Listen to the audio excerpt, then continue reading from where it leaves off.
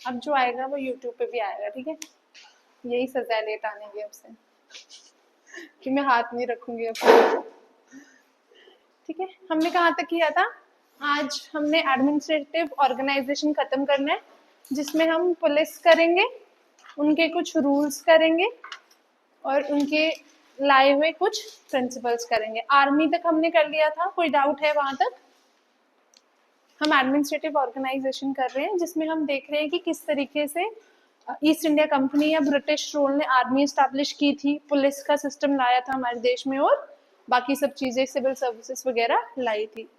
Online detailed में बहुत सारे कमीशंस वगैरह आपको मिलते हैं, पर आपको उतना ही करना है जितनी आपकी एनसीईआरटी टेक्स्ट बुक में, क्योंकि एक तो ये इतना मतलब कम आता है, और डिटेल में उनको करना है जिनका ऑप्शनल है। ठीक है, तो ऑनलाइन बहुत सारे कमीशन है, जैसे जैसे हम आगे बढ़ते जाएंगे एडवांसमेंट्स आप सिविल सर्विसेज में देखते जाओगे। हमारा नेक्स्ट है पुलिस। किसने इंट्रोड्यूस किया था? सारी चीजें कॉर्नवालिस ने इंट्रोड्यूस की है। सिंपल सी बात है, अगर हम सिविल सर्विसेज की बात करें, किसी भी चीजों की बात करें, तो कॉर्नवालिस वाज द पर्सन जिसने हर चीज में रिफॉर्म लाने की कोशिश की है। So it was also introduced by Lord Cornwallis. ठीक है, it was introduced by Lord Cornwallis. और इससे पहले पुलिस के फंक्शंस कौन प्रैक्टिस कर रहा था हमारे देश में?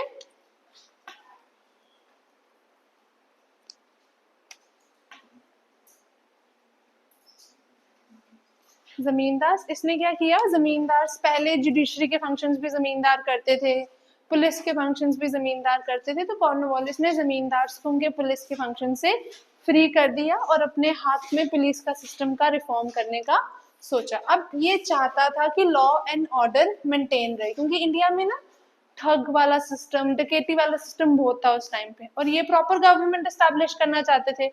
और प्रॉपर गवर्नमेंट तब तक एस्टैब्लिश नहीं होगी जब तक लॉ एंड ऑर्डर मेंटेन नहीं होगा। तो लॉ एंड ऑर्डर मेंटेन करने के 3 बेसिक प्रिंसिपल है, civil service, police and the army. तो पुलिस और सिविल सर्विसेज और आर्मी तो इसने कर दिया, ठीक। अब इसने सोचा कि अब हम प्रॉपर रेगुलर पुलिस एस्टैब्लिश करेंगे ताकि देश में लॉ एंड ऑर्डर की मेंटेनेंस रही। तो ये क्या एस्टैब्लिश करता है? नहीं ना किया रिवाइज गवर्नर जनरल, थानास। जैसे आज के टाइम पे एक चौकी होती है, एक थाना होता है, वैसे थानास इसने एस्टैब्लिश किया था। थाना का हेड कौन था? सूबेदार आर्मी में था। थाना का हेड था दरोगा। दरोगा के अंदर कितनी टीम होती है? 25 से 30 ऑफिसर्स की वहां पे टीम रहती है। ठीक है, अभी दरोगा क्रिएट हुआ है, और लेटर ऑन जब हम आगे बढ़ते हैं तो डिस्ट्रिक्ट सुपरिटेंडेंट ऑफ पुलिस भी क्रिएट हो जाता है। आज के टाइम पे क्या क्रोनोलॉजी रहती है पुलिस में? पेपर दे रहे हो, पता होना चाहिए ना। एएस नहीं ना होता, सिर्फ पीएस भी आता है रैंक के हिसाब से। आता है कि नहीं आता है? क्या क्रोनोलॉजी होती है? जनरल क्रोनोलॉजी पूछ रहे हो?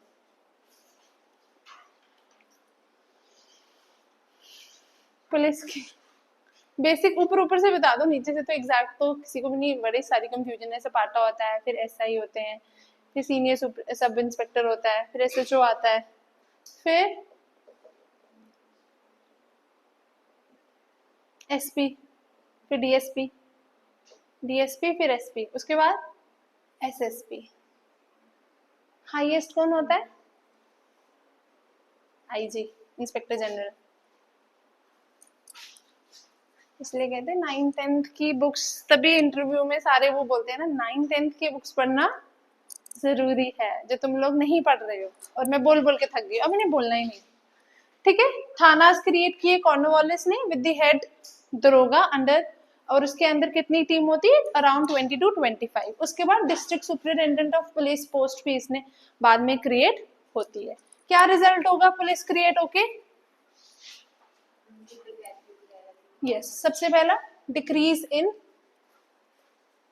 डकैती, ठग हो गए। ठग और रॉबर्ट्स में फर्क होता है। क्या होते हैं ठग? बताया था ना उस दिन।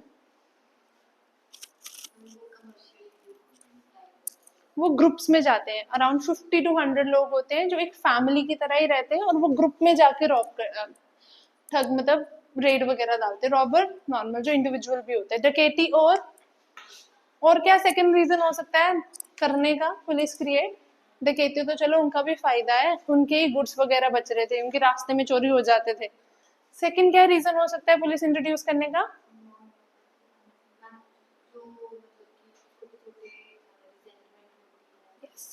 suppression of any kind of national movement and nationalist। Army तो हर जगह नहीं हो सकती, नॉर्मली जो प्रोटेस्ट वैसे ही रिलेट करो जैसे अभी है, नॉर्मल प्रोटेस्ट कौन रेगुलेट करता है? पुलिस। तो यहाँ पे सेकंड रीजन क्या होगा? उनको वैसे भी कोई ऐसे ऑफिसर्स चाहिए थे जो नेशनल मूवमेंट को रोके, क्योंकि 1857 हो चुका था, अब उनको पता था कि कुछ भी चीजें बिगड़ सकती हैं, तो उन्होंने सप्रेशन ऑफ नेशनल मूवमेंट में बहुत बड़ा रोल था पुलिस का। ठीक है, क्लियर हो गया? पुलिस के बारे में आपको इतना ही करना है, ठीक है? याद रखना है क्या एस्टैब्लिश हुआ था, हेड कौन था, कितने ऑफिसर्स होते थे, और सबसे जो हाईएस्ट पोजीशन कौन सी थी डीएसपी की होती थी, और नॉर्मली हायर पोजीशंस पे वो यूरोपियंस ही रखते थे, जो इसके अंदर ऑफिसर्स होते थे ना 15-20 वो इंडियंस होते थे। ठीक है, लिख ले, लिखो पुलिस। पहला पॉइंट लिखो, introduced by Lord Cornwallis. Introduced by Lord Cornwallis.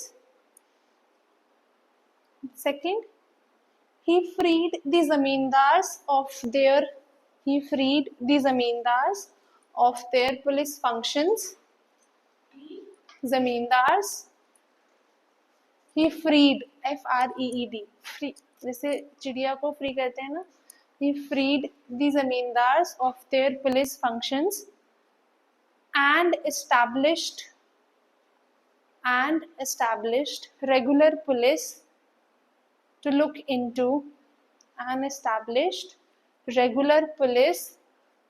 into the maintenance of law and order। Regular police for the maintenance of law and order। लिख लिया यहाँ तक? सेकेंड लिखो, established a system of thanas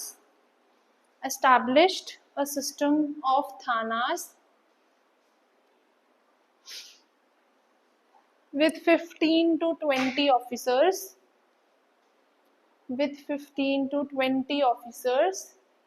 headed by a daroga।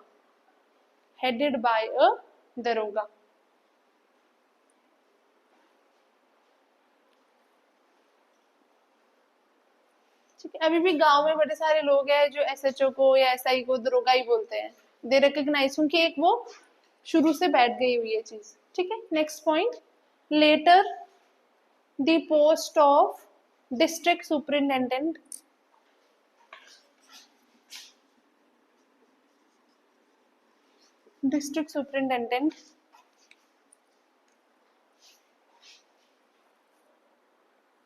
Spelling देख लेना, कोई गलत spelling नहीं लिखना, ठीक है? पेपर में भी वही लिखोगे। Superintendent of police was created.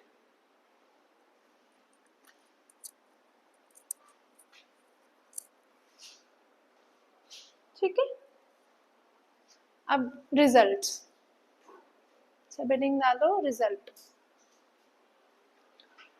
Reduction in crimes like डकैती, reduction in crimes like डकैती,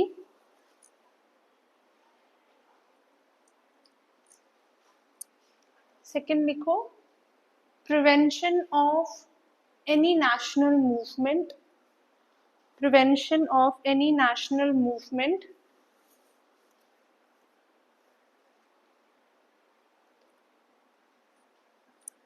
and last लिखो, suppression of nationalists।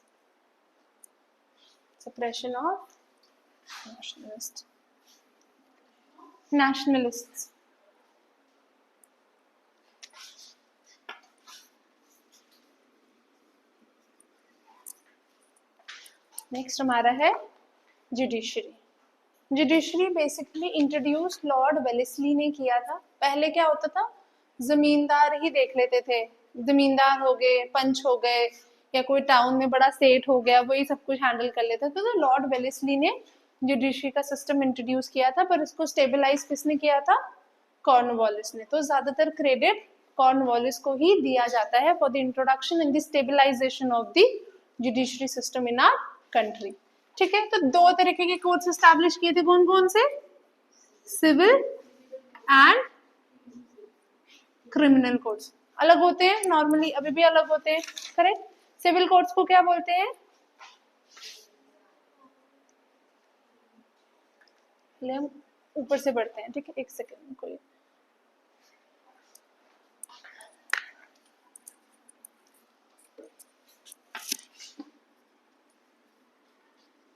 Civil court कौन से कोर्ट्स होते हैं, सिविल केसेस में क्या क्या आता है, land property, family maintenance, normal law and order maintenance, सब किस में आएगा, सिविल में। सबसे पहले हर डिस्ट्रिक्ट में होता है एक दीवानी कोर्ट। अभी हम सदर पे पहुंचेंगे। दीवानी कोर्ट जैसे डिस्ट्रिक्ट जज होता है, डिस्ट्रिक्ट कोर्ट होता है हर जगह पे, हर डिस्ट्रिक्ट में होगा एक दीवानी कोर्ट, और यहाँ पे कौन बैठेगा, डिस्ट्रिक्ट जज। ठीक है, क्योंकि उस टाइम पे अरेंजमेंट अलग थी। सेकंड आ जाएगा हमारा रजिस्ट्रार्स कोर्ट। रजिस्ट्रार्स कोर्ट, यहाँ पे बैठेगा यूरोपियन प्रेसिडेंट होता है, वहां पे इंडियन भी बैठ सकते हैं, यहाँ पे बैठेगा यूरोपियन। नेक्स्ट आएगा हमारा सब ऑर्डिनेट कोर्ट, ये सबसे नीचे लेवल पे है। तो यहाँ पे इंडियन मुंसिफ, याद है, तुमने तो नहीं पढ़ी, इन्होंने तो पढ़ी है क्लास, आया याद मुंसिफ। गवर्नर जनरल किसी ने रिवाइज नहीं किया है ना, नहीं किया, कल छुट्टी थी ना। कौन होते हैं मुंसिफ, they were the Indians appointed in the lowest level of the judicial system. तो सबसे पहले आएगा दीवानी court, then we have registrar court which was mainly meant for the Europeans, and last we have subordinate court जिसमें कौन होता था, Indian मुंसिफ। और दीवानी court जो केस नहीं सॉल्व करती थी, या जैसे हम हाई कोर्ट में जाते हैं, हमें नहीं लगा सही डिसीजन, हम सुप्रीम कोर्ट जाएंगे, तो दीवानी कोर्ट से जितनी भी अपील्स थी वो कहाँ जाती थी, सदर दीवानी अदालत। ठीक है, देन कम्स सदर दीवानी अदालत, वो सारे ये होते, ये आगे हमारे स्टेट के कोर्ट्स जो अपने अपने होते हैं, ये आगे हमारा प्रोविंशियल कोर्ट, जैसे बॉम्बे प्रेसिडेंसी का एक प्रोविंशियल कोर्ट हो जाएगा सदर दीवानी अदालत। तो जितने भी केसेस यहाँ सॉल्व नहीं होते थे, या जितनी भी अपील्स यहाँ खत्म नहीं होती थी, वो कहाँ जाती थी, सदर दीवानी अदालत। क्लियर हुआ ये वाला सिस्टम, ये हो गया आपका सिविल कोर्ट्स का। Now we come to the criminal courts.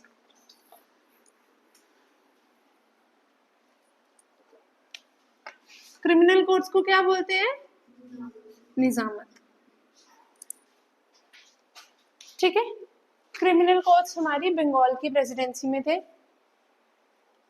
इनमें 4 डिविजन्स पाई गई है, they were divided into 4 different divisions. ठीक है, और हर डिवीजन में कौन बैठता था, एक Indian magistrate which was equal to the district जज। हर डिवीजन में एक इंडियन मैजिस्ट्रेट बैठता था जो डिस्ट्रिक्ट जज के इक्वल होता था, और वो पेटी केसेस होते ना, छोटे मोटे केसेस, ये वही सॉल्व करते थे। और सबसे बड़ा कौन था, सदर निजामत अदालत। जितनी भी अपील्स रह जाती थी वो सदर निजामत अदालत चले जाती थी। तो हर डिवीजन में क्या आएगा, सर्किट कोर्ट। ठीक है, इसको हम बोलते हैं सर्किट कोर्ट। ठीक है, 4 डिवीजन बना दिए बंगाल की, हर डिवीजन में एक सर्किट कोर्ट बिठा दिए। ठीक है, और उसके बाद आते हैं इंडियन मैजिस्ट्रेट्स जो पेटी केसेस सॉल्व करते थे। क्लियर हुआ ये वाला सिस्टम, इसको हम बोलते हैं सर्किट कोर्ट या कोर्ट ऑफ सर्किट।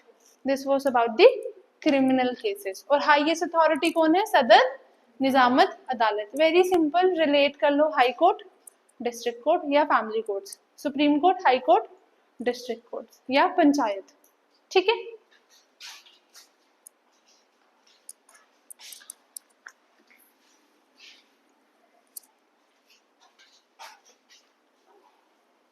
ठीक है, विलियम बेंटिंक जब आते हैं, कब आया था विलियम बेंटिंक, चेक करना।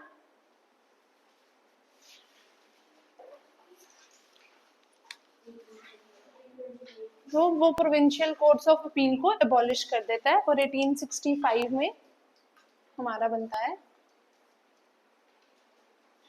High court. तो प्रोविंशियल कोर्ट, ये जो निजामत अदालत थी, दीवानत अदालत थी, वो विलियम बेंटिंक आके खत्म कर देते हैं और एक कोर्ट बनाते हैं हाई कोर्ट। कहाँ कहाँ पे बनेगा?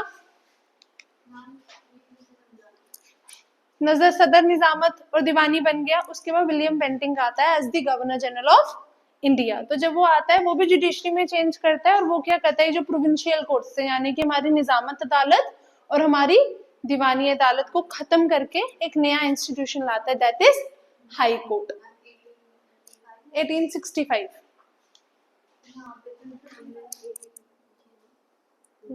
इंसान तो है ना, रहेगा तो सही ना, आइडिया तो देगा ना।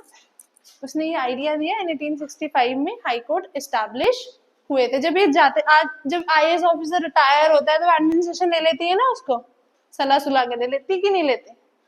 फिर 1865 में से पहले ही विलियम बेंटिंक एबॉलिश कर चुके होते और 1865 में प्रॉपर तरीके से हाई कोर्ट एस्टैब्लिश कर दिए गए थे। कहाँ कहाँ पे होंगे?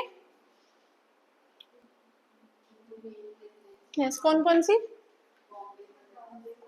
मद्रास, बॉम्बे एंड बंगाल। तो कलकत्ता, इन तीनों में ये सारी, इन तीनों जगहों पे दीवानी और निजामत अदालत को एबॉलिश करके हाई कोर्ट एस्टैब्लिश कर दिया जाता है। ठीक है, अब आएंगे हम लॉस पे। अब ये जुडिशरी तो इन्होंने बना दी, तो कोर्ट्स भी तो चाहिए ना जुडिशरी को रन करने के लिए। जैसे आज के टाइम पे आईपीसी, क्रिमिनल कोर्ट, कितने सारे कोर्ट्स हैं, इनको भी चाहिए। तो अब ये इंडियंस क्या थे उस टाइम पे, हिंदू अपने हिंदू लॉस के हिसाब से जुडिशरी रन करते थे और मुस्लिम्स अपनी कुरान के हिसाब से। वैसे ही अलग अलग रिलीजन के अपने लॉस होते थे। तो अब ये क्या करते हैं, ये इंडिया के कस्टमरी लॉस, जो हमारे कस्टम बेस्ड लॉस थे, उनको ऑब्जर्व करते हैं। क्योंकि अब इनको पता है कि इंडियंस के अगर रिलीजियस मैटर में इंटरफेयर किया तो वो भड़क जाएंगे और वापस से कोई रिवॉल्ट या कुछ हो सकता है। तो ये कस्टमरी लॉस को ऑब्जर्व करते हैं, उनको कोडिफाई करते हैं, उनको यानी कि मॉडिफाई या कोडिफाई करके। जैसे आज के टाइम पे हिंदू मैरिज एक्ट है, ये अनंत कारज एक्ट है, शुरू होगी अनंत कारज एक्ट ना, अब पहले नहीं थी, अब वो इन इफेक्ट आ चुकी है काफी सालों से।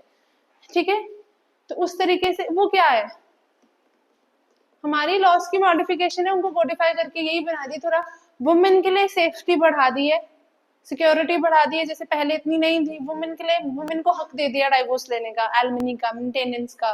ठीक है, करेक्ट। उसी तरीके से इन्होंने भी क्या किया, कस्टमरी लॉस को ऑब्जर्व किया, पहले देखा कि क्या क्या होता है और उनको फिर कोडिफाई और मॉडिफाई करके अपना जुडिशियल सिस्टम चलाया कि भाई हमने नहीं छेड़ना, हम छेड़ेंगे रिलीजन तो हम फंसेंगे। तो इन्होंने ये सब चीजें कर दी। ठीक है, यहां तक क्लियर हुआ। उसके बाद मैकली याद है कौन था ये? इससे पहले एक एक्ट आई थी 1833 में, चार्टर एक्ट ऑफ 1833। एक्ट करवा दूं इसके बाद तुम्हें 1857 तक की एंड में करनी है वो? ठीक है, वो देखते हैं। ठीक है, 1833 में एक एक्ट आई थी, चार्टर एक्ट, जिसके तहत जो गवर्नर जनरल था ना, उसको सारी पावर दे दी गई थी कि भाई आपके पास पावर है, आप जो मर्जी लॉ बनाओ। तो उस एक्ट के तहत गवर्नर जनरल के पास सारी पावर थी। तो एक कमीशन बैठती है, मैकली कमीशन। एक तो इसका क्या रोल था एजुकेशन में, याद आया, मैकली वाज द पर्सन जिसने इंडिया में वेस्टर्न एजुकेशन एस्टैब्लिश की थी। ठीक है, तो एक कमीशन बैठती है, मैकली कमीशन, उसको बोलता है कि भाई हम जुडिशरी कैसे रन करें।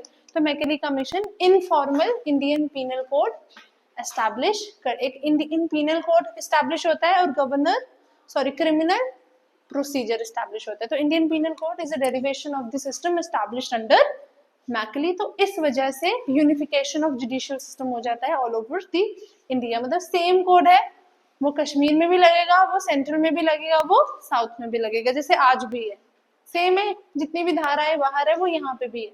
तो these were the advancements made in the judicial system by different persons belonging to the British rule. कुछ कॉर्नवालिस ने की है, कुछ वेलेस्ली ने की है, और कुछ जैसे वेलेस्ली के टाइम पे ही आया था मैकली, तो इंडियन पीनल कोड भी बन गया, हाई कोर्ट भी बन गया। लेटर जब हम एक्ट्स करेंगे तो हम सुप्रीम कोर्ट की भी फॉर्मेशन देखेंगे। क्लियर हुआ यहाँ तक? पक्की बात है? आया तुमको समझ? तुम क्लास आई नहीं थी ना पिछली? शादी पे गई थी? मुझे तेज है ना मेरे। ठीक है, जुडिशरी क्लियर है? लिख ले, ये सब तुम्हें उसमें मिल जाएगा बिपिन चंद्र में। Administrative organisation of East India company and British rule करके चैप्टर है। घर जाके अगर आप लोगों के पास 15-20 मिनट हो तो आप ये चैप्टर अपने पे आसान करके पढ़ सकते हैं, वरना क्या कर रहे हैं अब, है ना? लिखो जुडिशरी।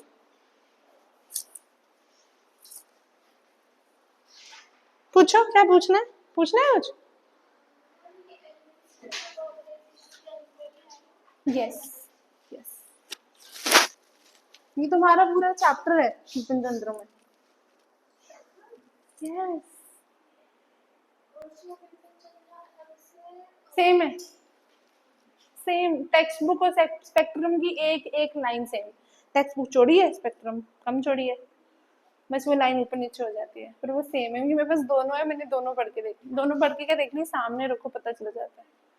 मैंने तो स्पेक्ट्रम पढ़ी है वैसे, पर मेरे पास टेक्स्ट बुक भी थी तो वो सेम थी, बस spectrum was easier to handle, मैंने स्पेक्ट्रम ही पढ़ी थी। ठीक है, लिख लें judiciary. The system of judiciary was introduced by the system of judiciary was introduced by Lord Wellesley, but stabilized by Lord Cornwallis. But stabilized by Lord Cornwallis. लिखो two types of court, वो flow chart में ही लिखना, ठीक है? Civil courts and criminal courts. हाँ जी, Lord Cornwallis.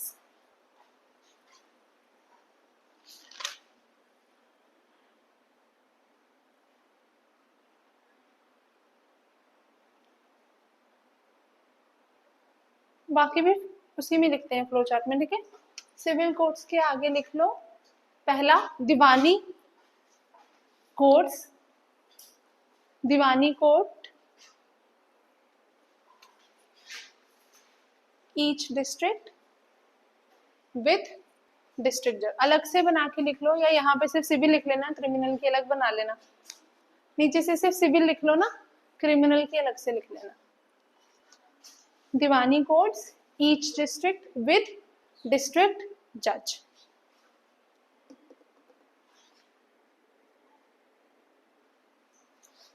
Second लिखो रजिस्ट्रार्स कोर्ट। आज के टाइम पे भी होते हैं ना रजिस्ट्रार्स, अलग बैठते हैं, जहाँ पे शादियां, divorce, birth certificates, death certificate वगैरह रजिस्टर होते हैं। रजिस्ट्रार्स कोर्ट ब्रैकेट में लिखो यूरोपियंस, रजिस्ट्रार्स कोर्ट ब्रैकेट में लिखो यूरोपियंस प्रेसिडेंट्स।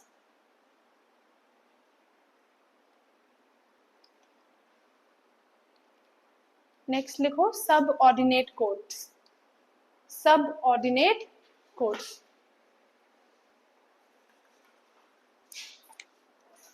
क्या स्किप हुआ?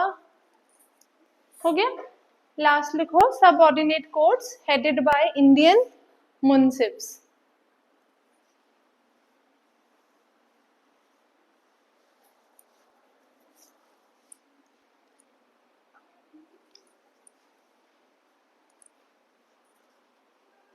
नेक्स्ट इसके नीचे ऐसे पॉइंट डाल के लिख लो, final appeals were laid before, लिखो final appeals were laid before provincial courts, provincial courts, and then to Sadar Diwani Adalat. Provincial courts and then to Sadar Diwani Adalat.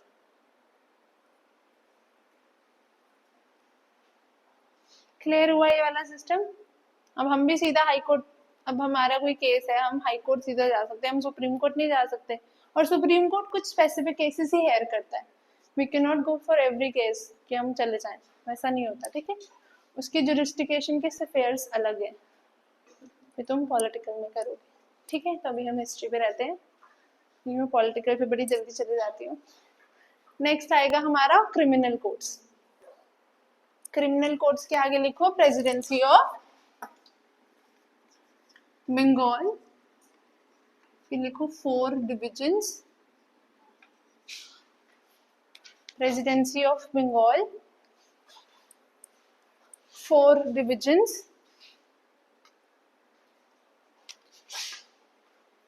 लिखो each division court of circuit.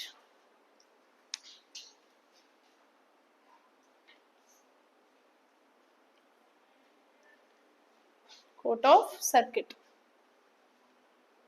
And फिर लिखो Indian magistrates, Indian magistrates.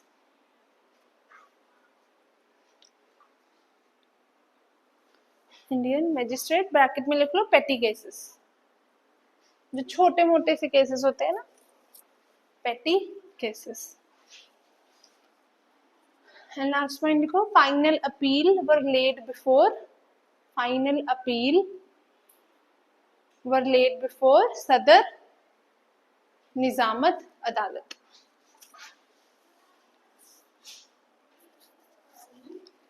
Final appeals were laid before सदर निजामत अदालत।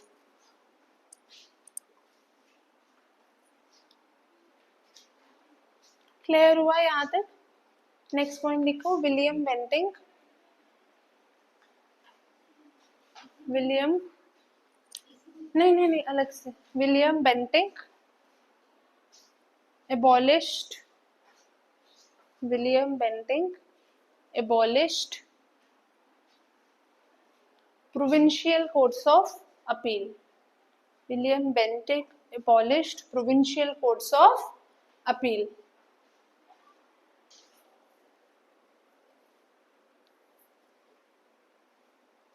Next लिखो in 1865 high courts were established.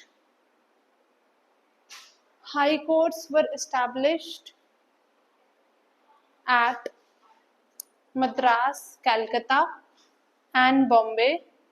Madras, Calcutta and Bombay. Abolishing Sadr Nizamat. Abolishing Sadr Nizamat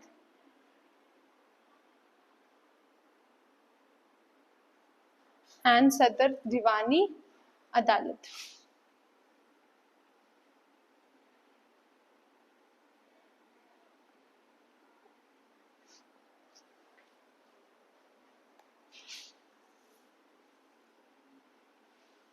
Next point, British observed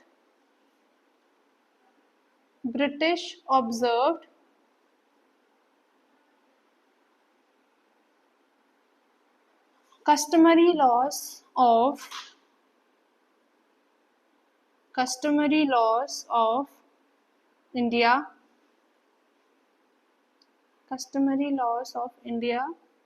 and modified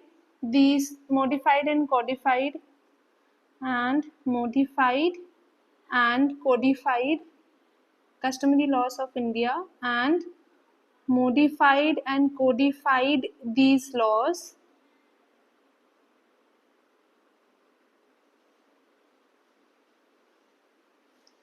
and then ran their judicial administration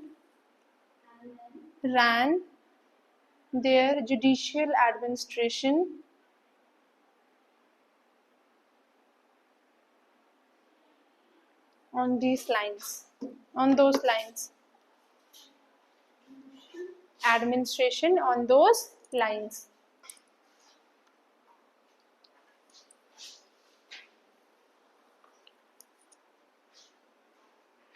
Next point, Charter Act of 1833. Charter Act of 1833 provided the Governor General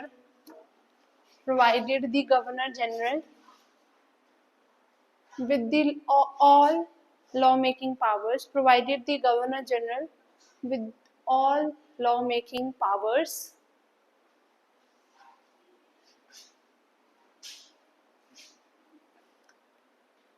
and hence provided the Governor General with all the lawmaking powers and hence Macaulay Commission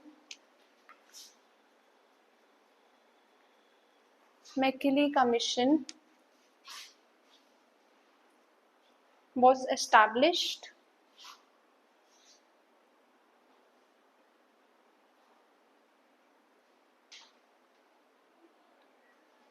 Full stop. This commission provided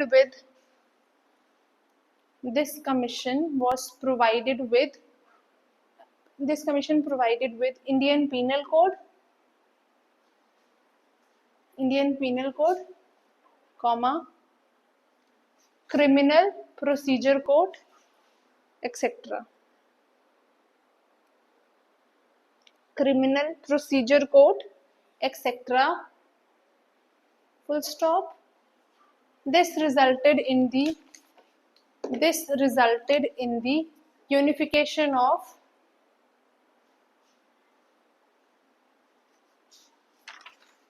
judicial system all over the country.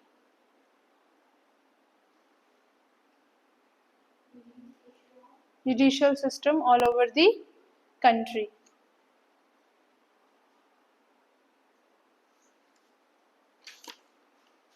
विद्धू तुम्हारा नाम है? हमारा test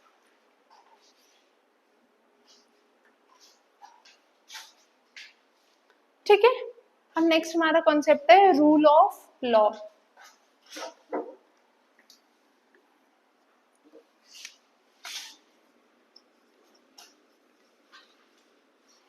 rule of law क्या मतलब होता है rule of law का?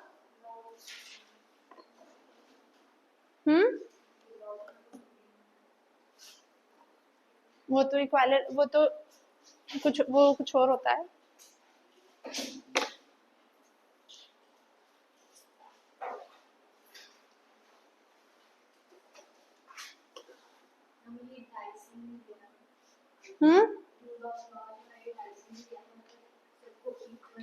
वो इक्वालिटी बिफोर लॉ है बेटा.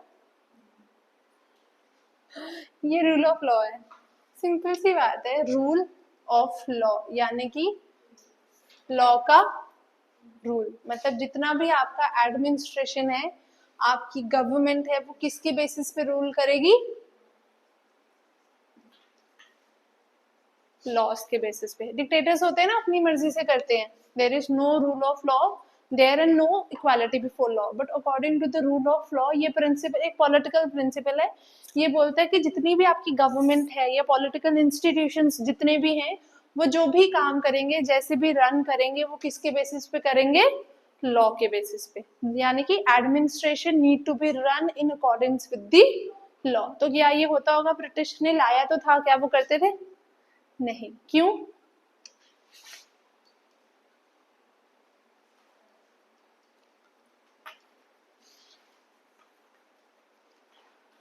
Corruption and interference in the rights of a person. India में कभी भी किसी को ड्यूरिंग द ब्रिटिश उसके सारे हक या उसकी सारी लिबर्टी नहीं मिली है. तो रूल ऑफ लॉ होने का था तो सही, बट इन रियलिटी नहीं था.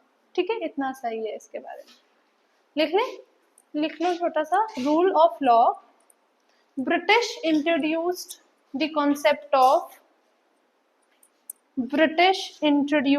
the concept of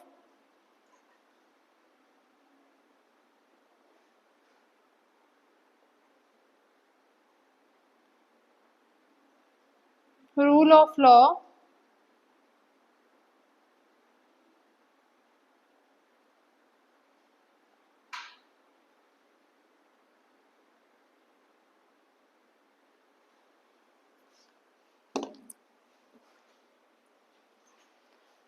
which states that the political and the government institutions, the political and the government institutions, which states that the political and the government institutions need to be run in accordance with the laws, need to be run in accordance with the laws, need to be run in accordance with the laws.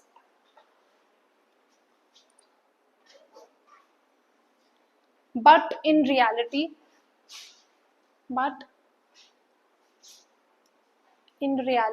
the British bureaucracy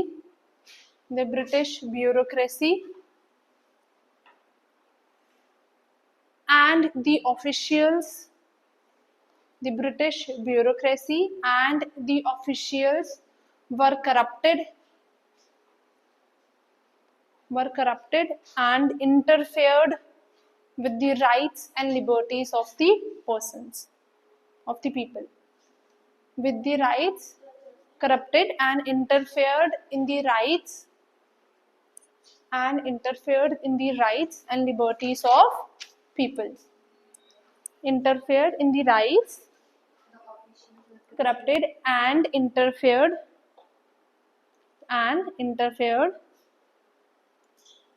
with the rights and liberties of the people.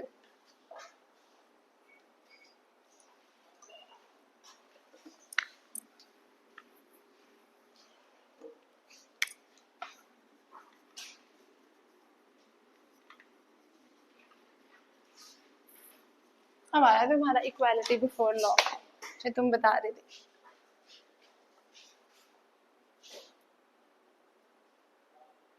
लिख लिया? कुछ skip तो नहीं हुआ? क्या होता है equality before law?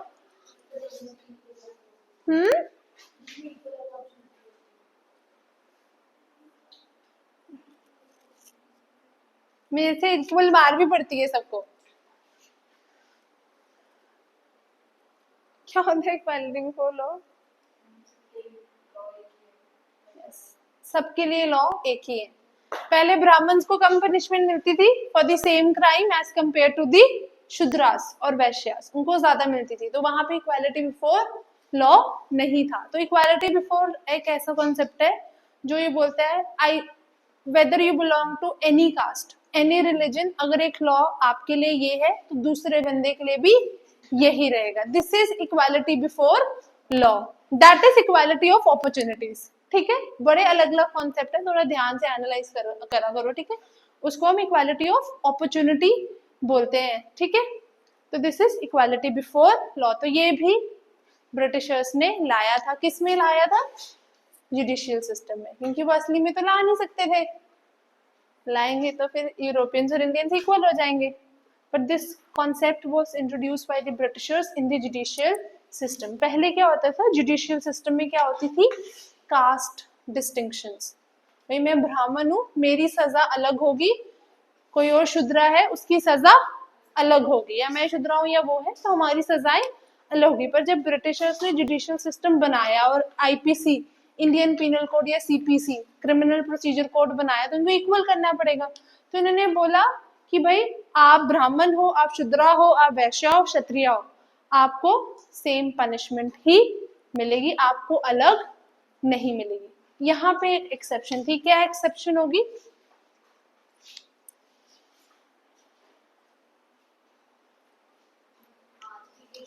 Indians को तो इक्वल कर दिया उन्होंने, यूरोपियंस को थोड़ी करेंगे. यहाँ पे एक्सेप्शन थी यूरोपियंस के लिए कि भाई यूरोपियन के ऊपर जो भी केस होगा, पहले तो होने नहीं देते थे, अगर होगा भी तो वो यूरोपियन जज ही सुनेगा और यूरोपियन जज ही उस पर सजा सुनाएगा. और अगर किसी यूरोपियन ने इंडियन के साथ गलत किया है, वो इंडियन उस पर केस कर रहा है, वो यूरोपियन जज के पास जाएगा तो उसको या तो बिल्कुल ही पनिशमेंट नहीं मिलेगी या तो बहुत कम पनिशमेंट मिलेगी. तो उन्होंने इक्वालिटी बिफोर लॉ लाया तो सही, पर सिर्फ इंडियंस के लिए.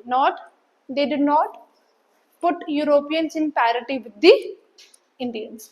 क्लियर हुआ ये वाला कॉन्सेप्ट, इक्वालिटी बिफोर लॉ? आज भी ये हमारे देश में प्रिवेल करता है। हमारी पहली फंडामेंटल राइट ही हम ये पढ़ते हैं, राइट टू इक्वालिटी, जिसमें हम सबसे पहले इक्वालिटी बिफोर लॉ पढ़ते हैं, उसके बाद इक्वालिटी ऑफ अपॉर्चुनिटी वगैरह आता है। ठीक है, लिख लें, लिखो। British judicial system was based on British judicial system was based on the principle of equality before law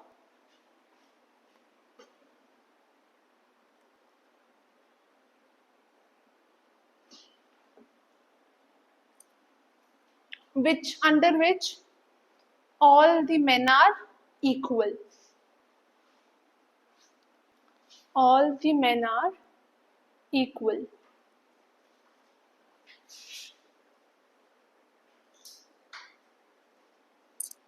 Next point. Earlier, the judicial administration in India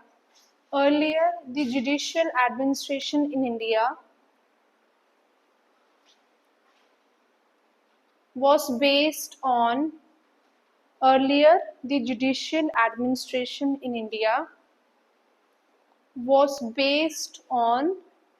caste distinctions,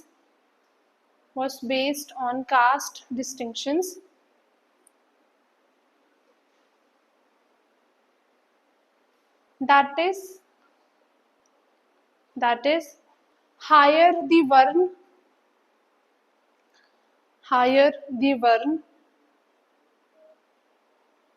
lower the punishment. Higher the one, lower या lesser लिखना, lesser the punishment, higher the varn, lesser the punishment, lesser लिख लो, lesser the punishment and vice versa. Paper में vice versa मत लिखना, कोशिश करो paper में जहाँ पे vice versa लिखने की नौबत आए मत लिखो, ठीक है, it doesn't look nice, ठीक है, वो बोलेगा ये सस्ते में डलगा रहा है, बोलते हैं ना, एग्जामिनर भी यही सोचेगा, तो पेपर में पूरा लिखना, अभी नोट्स के लिए ऐसे लिख लो, ठीक है।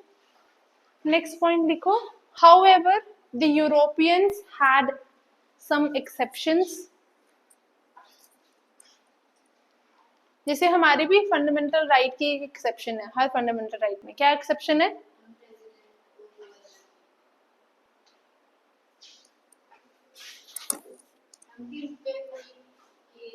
हर फंडामेंटल राइट में क्या एक्सेप्शन हो सकती है? Until unless it does not violate or interfere in the public interest. Her fundamental right की एक्सेप्शन है, ठीक है, कि आप राइट टू मूवमेंट है, एसोसिएशन है, इक्वालिटी है, अपॉर्चुनिटी है, सब कुछ है, पर तब तक जब तक आप पब्लिक इंटरेस्ट खराब या पब्लिक इंटरेस्ट के अगेंस्ट नहीं। राइट टू मूवमेंट दे दे, हर कोई हड़ताल पे बैठ जाएगा, धरने करेगा, जलाएगा, स्टैचूज वो जला देते हैं ना, वो तो पब्लिक इंटरेस्ट के अगेंस्ट, क्योंकि उसमें किसी को भी लग सकती है, तो ये एक्सेप्शन हर फंडामेंटल राइट में, ठीक है। और फंडामेंटल राइट्स का चैप्टर सबसे बड़ा है, पर इम्पोर्टेंट भी है। कहाँ तक लिखा? यूरोपियंस, लड़ाई हो गई, वो उधर चले गए ना, मुझे लगा लड़ाई होगी शायद। Europeans had their own courts, Europeans had their own courts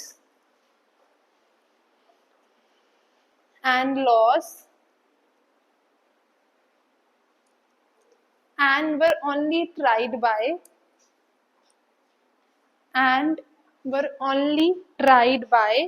European judges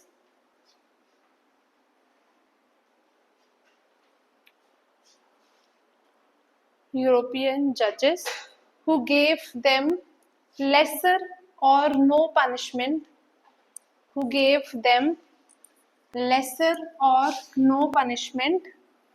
for the offences against the Indians.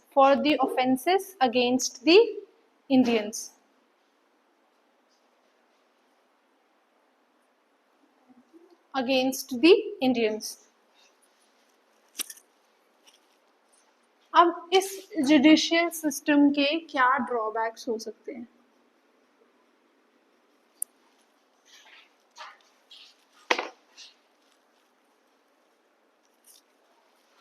आज के टाइम पे प्रेजेंट जुडिशरी के क्या ड्रॉबैक्स है?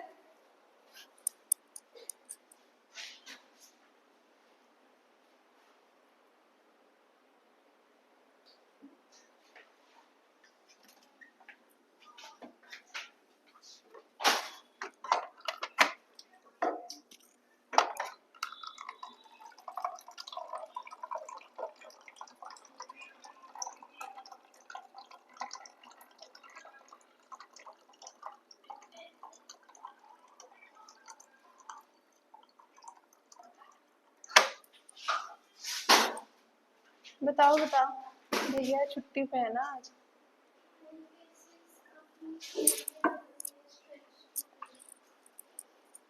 पहला यही हो गया, the law suits were drawn for a number of years. ठीक है, नंबर ऑफ ईयर्स लगेंगे तो सेकंड क्या हो जाएगा, फीस भी ज्यादा लगेगी, तो पीजेंट्स क्या हो जाएंगे, इनकमलेस, या वो केस छोड़ देंगे। उनकी पहली बात तो उनके पास इतने पैसे थे ही नहीं, फिर भी उन्होंने केस किया, अब वो केस सालों साल चलेंगे, लॉयर तो फीस लेगा हर महीने, तो पीजेंट्स क्या हो जाएंगे, इनकमलेस, और they will leave the case. और क्या होगा, तो चलो इसमें जस्टिस भी डिले हो जाएगी।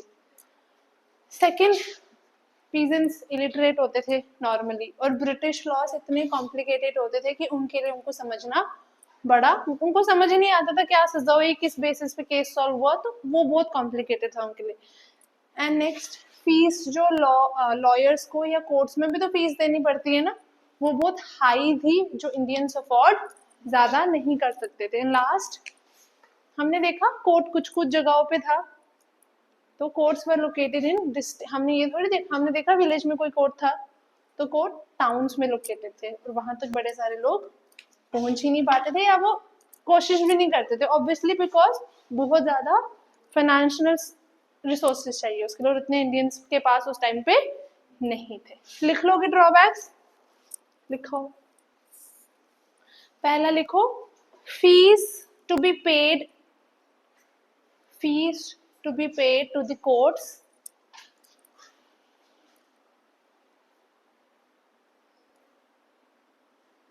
and the lawyers were very high, was very high.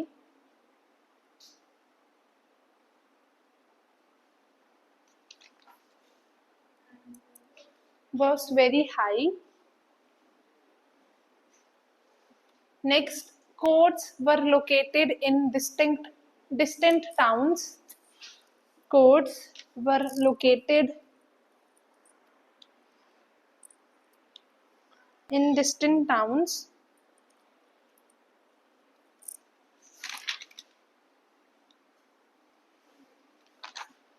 Next, complicated laws of British, complicated laws of British, which were not complicated laws of British, which were not understandable for the illiterate peasants, which were not understandable for the illiterate peasants.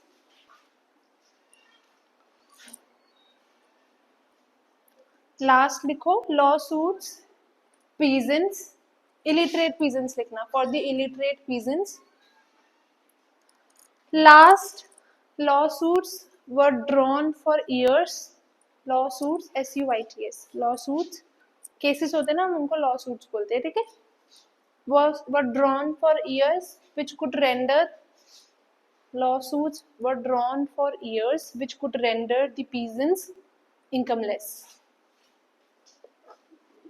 which could render the peasants incomeless.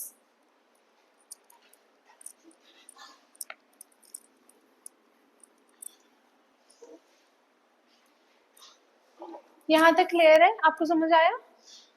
Government के different aspect होते हैं, administration हो गया, judicial हो गया, police हो गया, civil services हो गया, ठीक है, प्रिंसिपल्स भी देख लिए हमने जिसपे वो एडमिनिस्ट्रेशन चला रहे थे। क्या रह गया, और क्या देखती है गवर्नमेंट, सोसाइटी, कल्चर। नेक्स्ट हमारा है सोशियो कल्चरल पॉलिसी। में चैप्टर वाइज इसलिए करवाती हूँ क्योंकि तुम्हें बुक्स पढ़ना आसान हो जाए।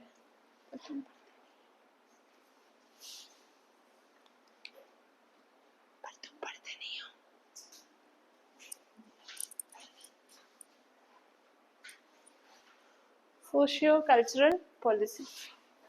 देखिए ऑनलाइन इतना डेटा है ना, आता नहीं है, जो बुक में है वही आएगा प्रीलिम्स में। जिन्होंने ऑप्शनल रखना है ना हिस्ट्री में, वो पढ़े इन डिटेल, उनका मैं नहीं बता सकती, मेरा ऑप्शनल नहीं था। ठीक है,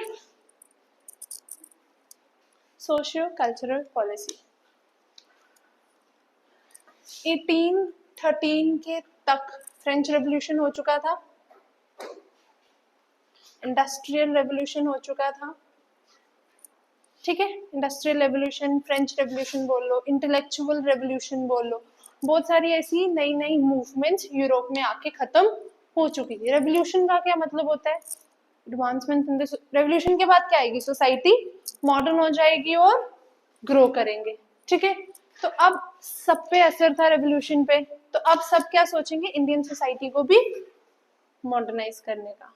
ठीक है, for example I don't consider menstrual cycle as a taboo. Clear? तो मैं आगे वाली जनरेशन को भी उसी तरीके से पढ़ाऊंगी, वही चीज सिखाऊंगी।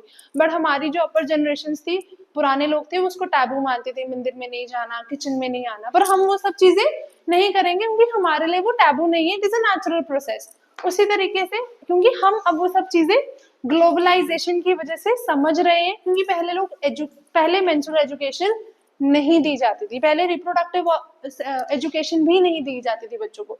अब आज के टाइम पे बहुत सारे स्कूल्स होते हैं, क्योंकि अब बहुत जल्दी पीरियड साइकिल्स शुरू हो रही हैं लड़कियों को, 4th 5th में, इवन 3rd में भी।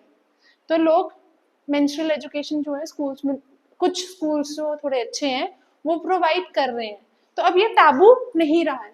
अब वही इन्फ्लुएंस आएगा हर बंदे पे, यार मैं क्यों नहीं जाऊँ अब किचन में, मैं क्यों नहीं जाऊँ। होता है, इन्फ्लुएंस आता है, क्योंकि हम वो सब चीजें देख रहे हैं, क्योंकि बाहर तो इतना टैबू नहीं है ये सब, तो हम देख रहे हैं, हम पढ़ रहे हैं कि भाई इसमें तो कुछ लिंक ही नहीं है इन चीजों का। तो उसी तरीके से पूरे वर्ल्ड में रेवोल्यूशन हो रहा था, हर सोसाइटी मॉडर्न हो रही थी, तो यहाँ पे भी कुछ लोग होंगे जो इंडियन सोसाइटी को मॉडर्न करना चाहेंगे। करेक्ट? तो दो तरीके के लोग होते हैं, कंजर्वेटिव्स एंड रेडिकल्स। क्या होते हैं कंजर्वेटिव्स और रेडिकल्स?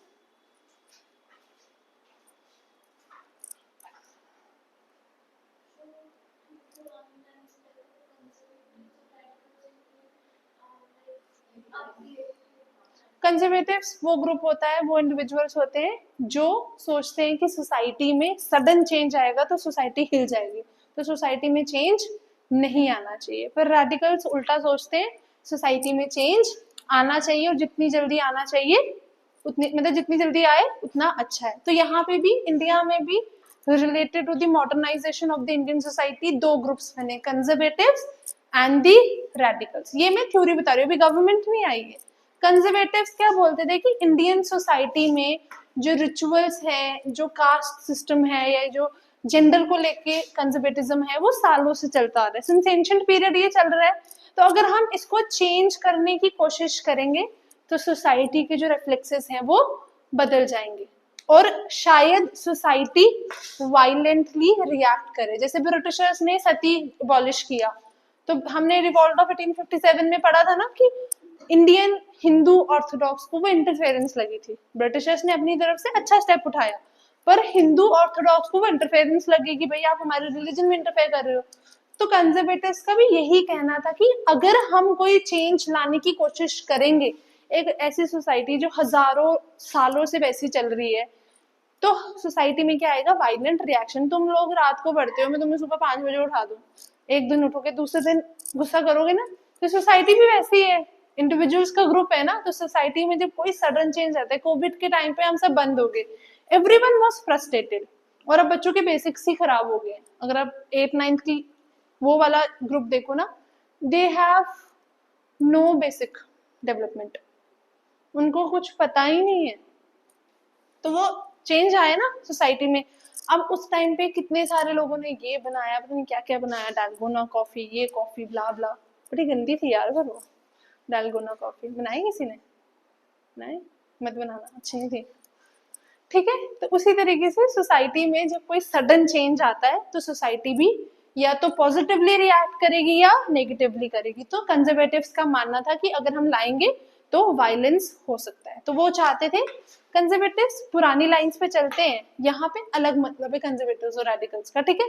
तो ये चाहते थे कि स्लो और स्टेडी चेंज आए, आराम आराम से, ठीक है, करेक्ट। अब रेडिकल्स क्या बोलेंगे, उल्टा बोलेंगे, रेडिकल्स बोलेंगे इंडियन सोसाइटी को जल्दी से मॉडर्नाइज कर दो, क्योंकि अगर इंडियन सोसाइटी मॉडर्नाइज होगी तभी ब्रिटिश एडमिनिस्ट्रेशन और आराम से चल पाएगा। क्लियर हुआ कंजर्वेटिव्स और रेडिकल्स में फर्क।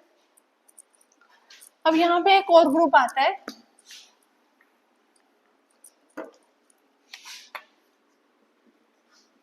क्रिटिक्स।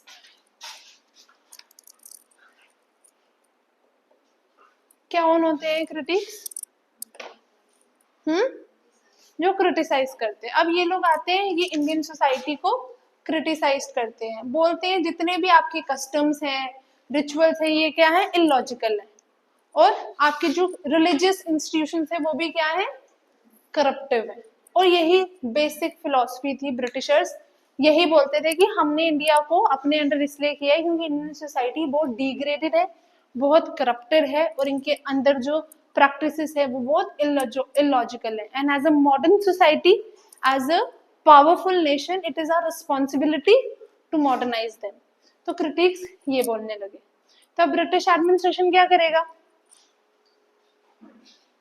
नहीं वो अपनी मर्जी से करेगा, ब्रिटिश एडमिनिस्ट्रेशन अथॉरिटेटिव ही रहा। ब्रिटिश एडमिनिस्ट्रेशन ने तब चेंजेस लाई जब उनको लगा कि लानी चाहिए अपने अकॉर्डिंग। सती एबॉलिश किया, ये विडो रिमैरिज लाया, उनके राजा राम मोहन रॉय जैसे लोग जो सोशल रिफॉर्मर्स थे, उनकी एक्टिविटीज बहुत बढ़ रही थी, तो उनको डर था कि ये जो सोशल रिफॉर्म एक्टिविटीज हैं ये कहीं नेशनल एक्टिविटीज में टर्न ना हो जाए, ठीक है। एंड एक और लोग थे यहाँ पे, क्रिश्चियन मिशनरीज। आया यार,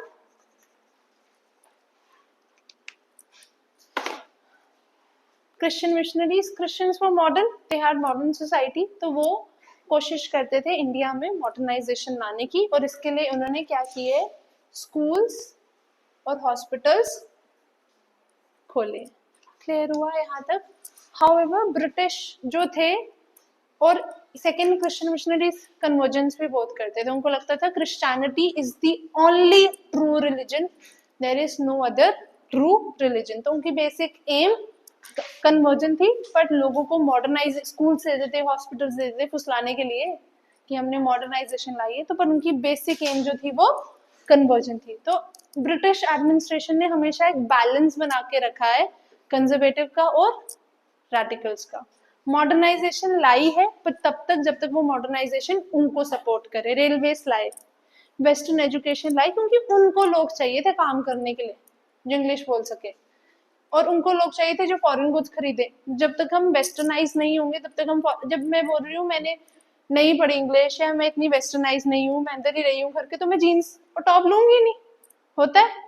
मैं बाहर जाऊंगी, मैं अलग कपड़े डालूंगी, मैं वेस्टर्न भी डालूंगी, मैं इंडियन भी डालूंगी, तो डिमांड बढ़ेगी। वही ब्रिटिशर्स ने भी किया।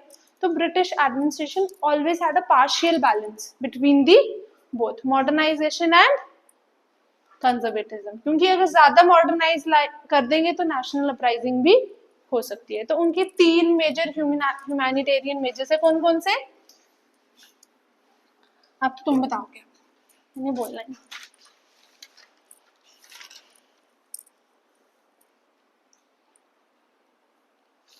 और इन्होंने जो ह्यूमैनिटेरियन मेजर्स लाए हैं वो तीन बेसिस पे, science and reason, humanism, humanity, वही लोग मर रहे हैं हम बचाते हैं। और थर्ड क्या हो सकता है, ability of man to progress. Modernisation आएगी तो इंसान को ज्यादा स्पेस मिलेगी प्रोग्रेस करने की। Rationalism, equality and progress. कौन कौन से ह्यूमैनिटेरियन मेजर्स थे, हाँ मुझे पता है, बताओ नाम एक्ट का, वो नहीं आई ना, चलो बताओ उसको, बैठ जाओ पढ़ते, चलो ये भी एक इससे गिर जाती हूँ।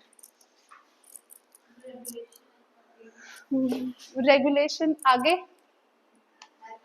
एक्ट था, यस, पहला था रेगुलेशन 17 सती जिसने खत्म किया, विच अबॉलिश्ड सती। कौन सी डेट को आया था? 1829। नेक्स्ट, विडो रीमैरिज एक्ट कब आई थी?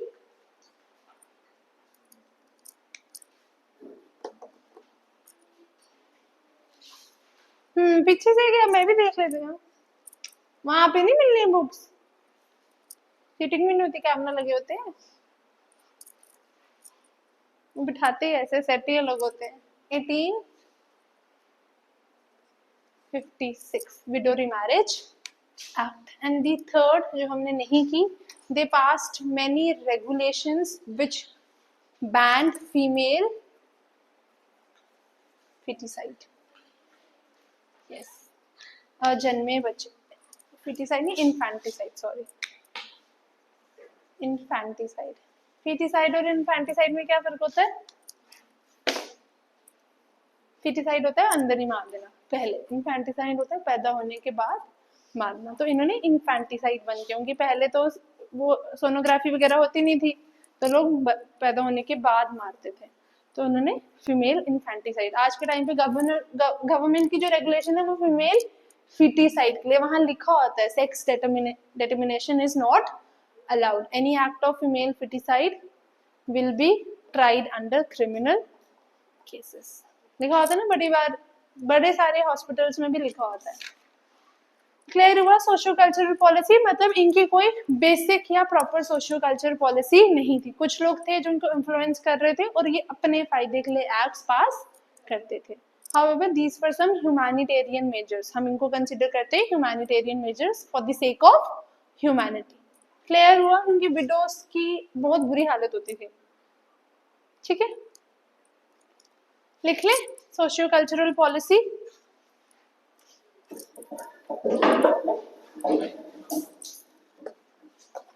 लिखो after 1813, after 1813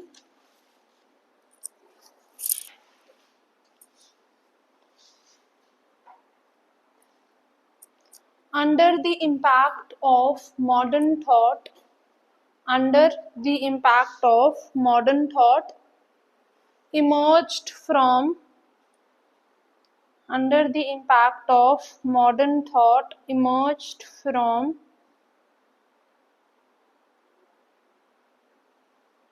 industrial revolution, industrial revolution, French revolution and intellectual revolution,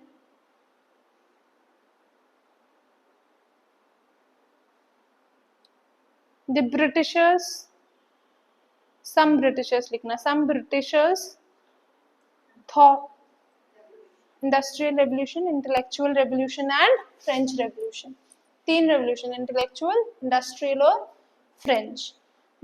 Some Britishers thought to modernize the Indian society, some Britishers thought to modernize Indian society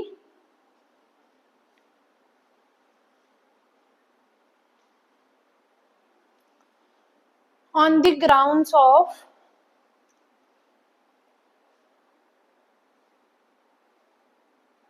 पहला लिखो humanism,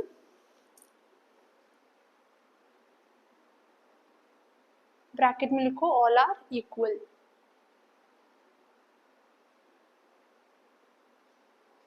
second लिखो science and reason,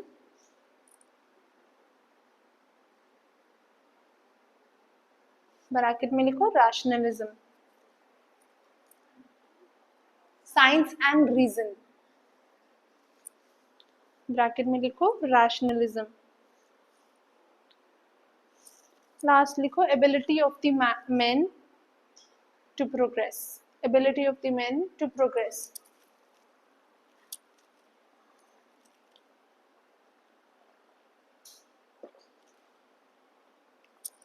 Next point, this was opposed by the conservatives,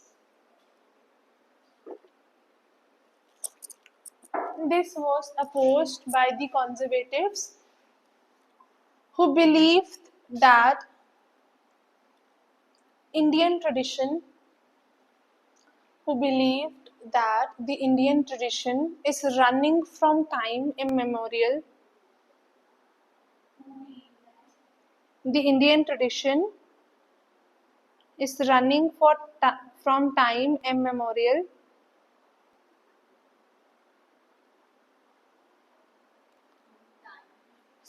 Immemorial, immemorial,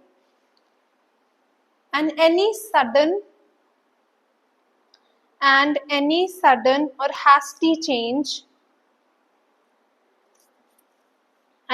sudden or hasty change would result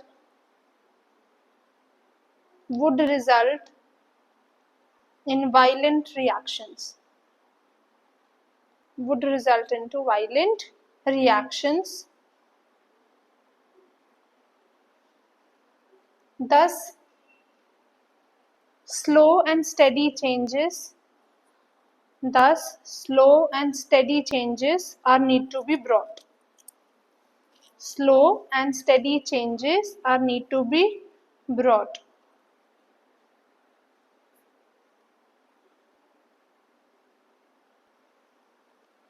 Next point,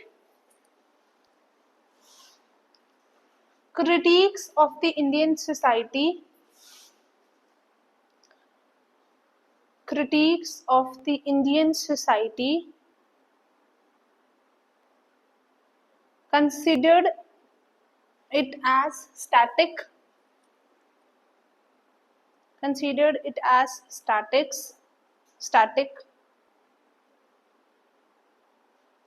comma, customs as illogical,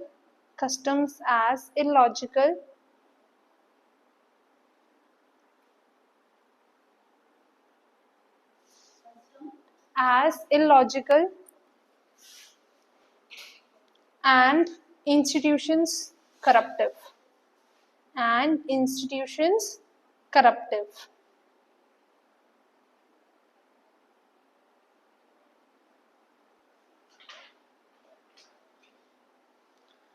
Full stop. This was also the justification given by the Britishers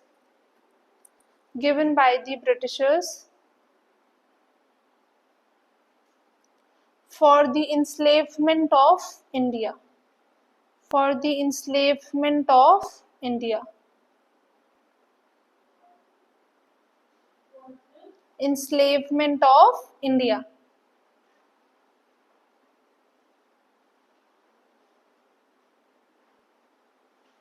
Next point, there was also a group of radicals.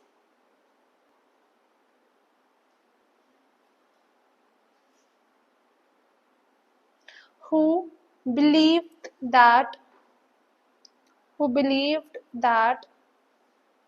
the Indian society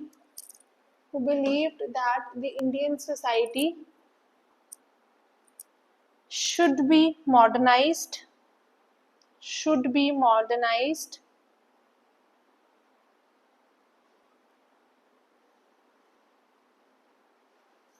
but these views were ignored by the British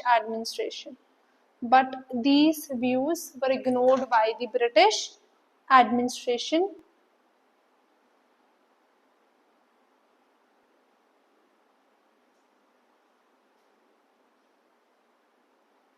And they remained authoritative and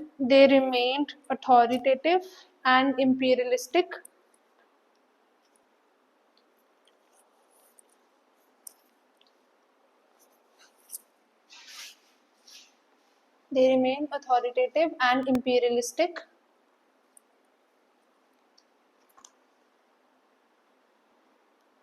And brought reforms only when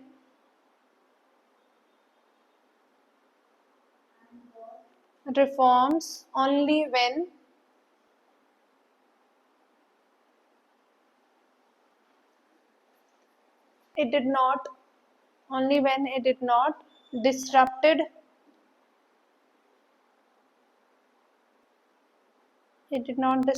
their profit and commercial motives.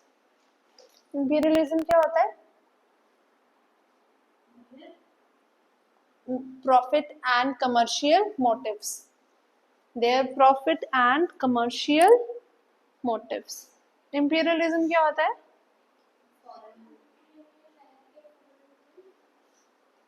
किस country में रह के?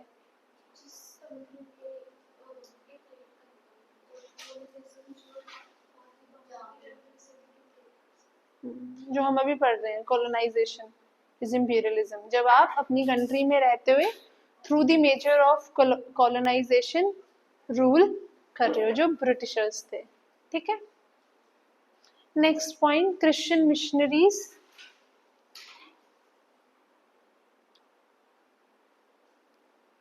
also believed in the modernization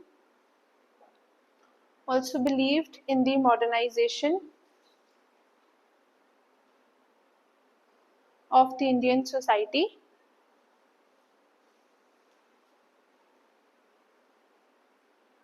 and they opened schools, modern schools of the Indian society, and they opened modern schools and hospitals for the same. And they opened modern schools and hospitals for the same.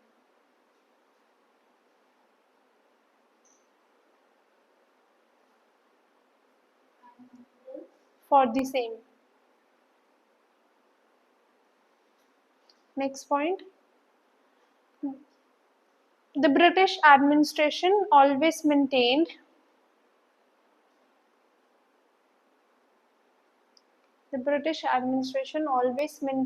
a partial balance of modernization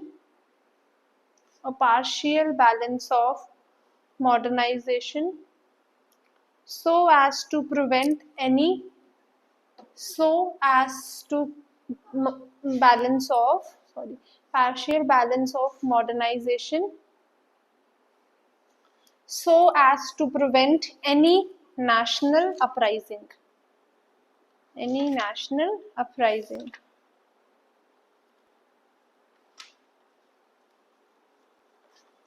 अब लिख लो humanitarian measures.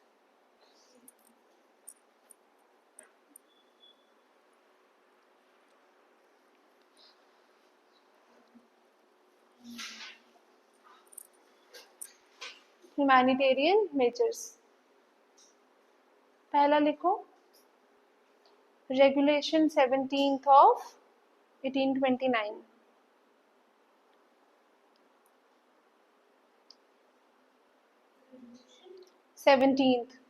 वैसे लिखना Roman numerals में.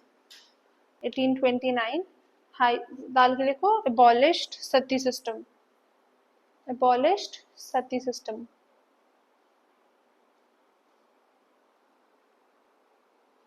Second लिखो, window remarriage act of 1856.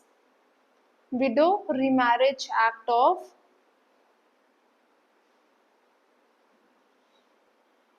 1856. And last, regulations prohibiting female infanticide.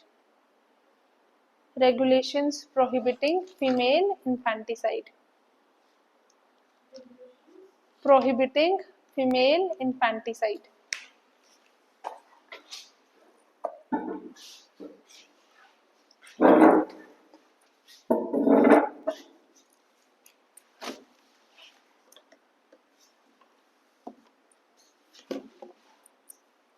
चलिए आगे. हमारा administrative organisation खत्म हुआ. फेजेस करने, एक्ट्स करने.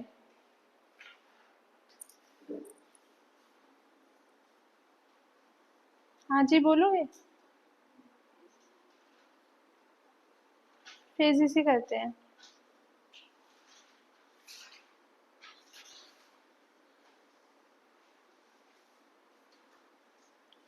जल्दी हो जाएगा ना इनके फेजेस। हमारा टॉपिक है फेजेस ऑफ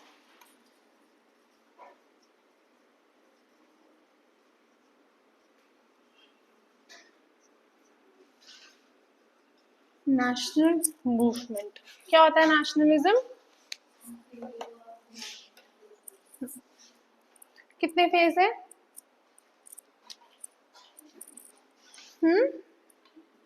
कौन कौन से?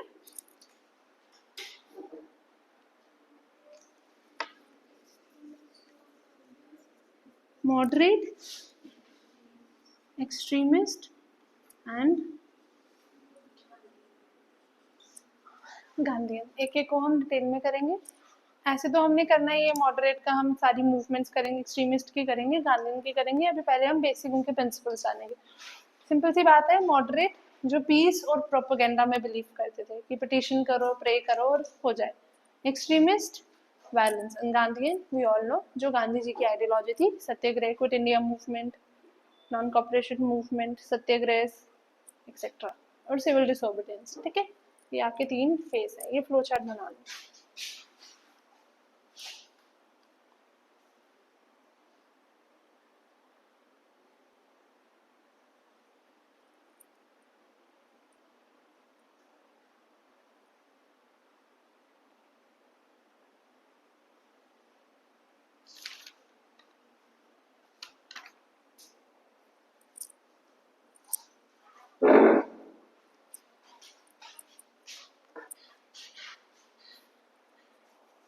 देन आज हम शुरू करेंगे मॉडरेट फेज।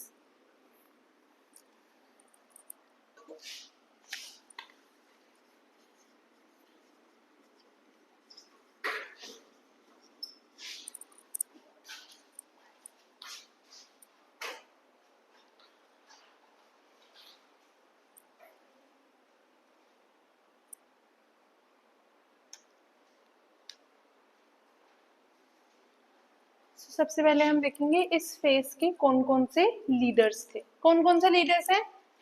जितने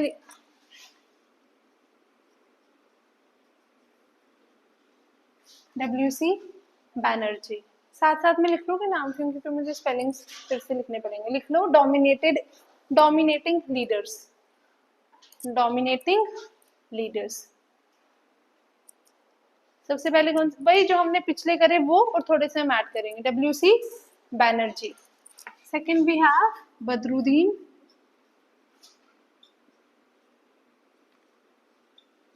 तैयाबजी। बदरुद्दीन तैयाबजी। और यस, फिरोज शाह मेहता। और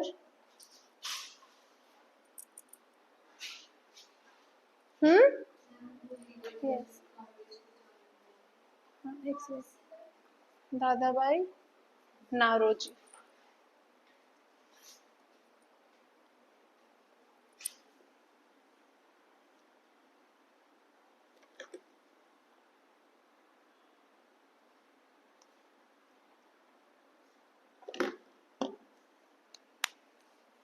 आरसी दत्त एक्सट्रीमिस्ट थे। दादा भाई नारोजी भी इनिशियली मॉडरेट थे, बाद में ये भी एक्सट्रीमिस्ट फेस में चले गए थे।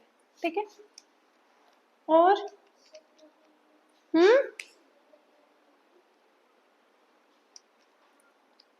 सुरेंद्रनाथ आया यार, क्या बनाया था इसने?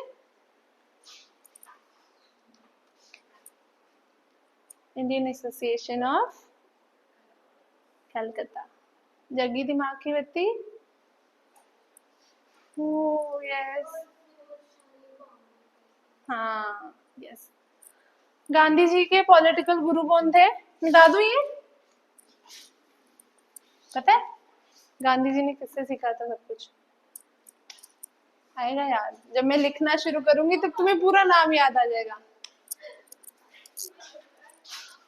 कौन थे? Any idea? तुम लोगों ने गांधी जी पे मूवी भी नहीं देखी है कोई?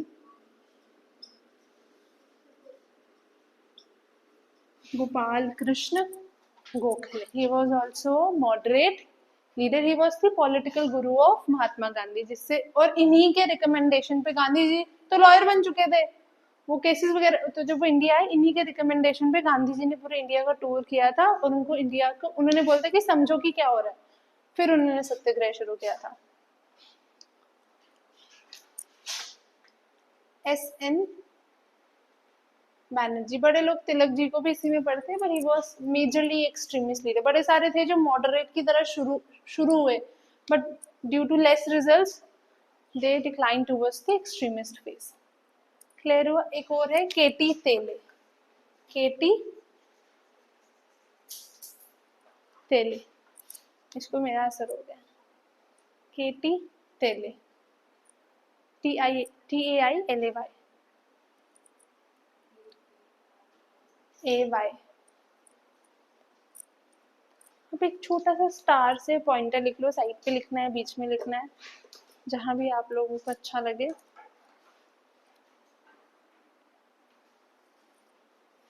बदरुद्दीन तायब जी, बदरुद्दीन तायब जी, केटी तेले,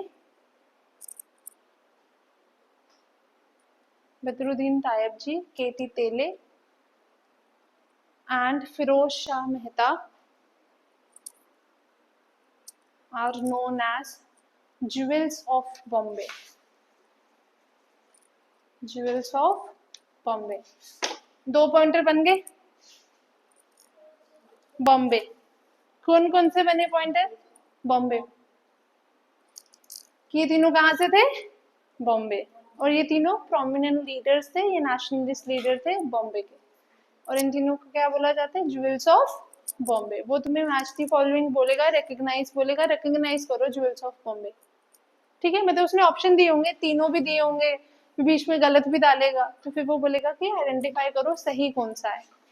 ठीक है, लीडर्स लिख लिए सबने, किसी का कोई स्किप तो नहीं हुआ?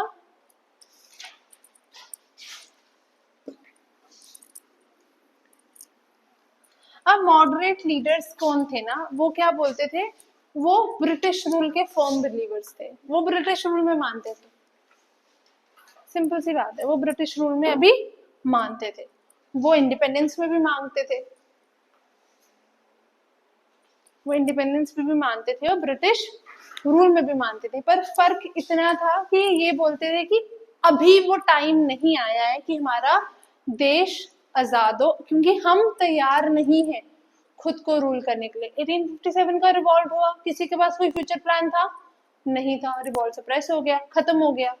तो मॉडरेट लीडर्स का ये कहना था कि हमें आजादी तो चाहिए, पर अभी हम उस आजादी के लिए तैयार नहीं है, हम अभी खुद को रूल नहीं कर सकते, क्योंकि इंडियंस जो है वो अभी तक, अब हम एक बार डिग्रेडेड फेज से निकल चुके हैं, राजा महाराजा एरिस्टोक्रेसी, बड़ी गलत गलत चीजें भी हुई है हमारे, हम वापस वहां थोड़ी जा सकते हैं। अब हम जब आजाद होंगे तो हमारे देश में क्या होने चाहिए?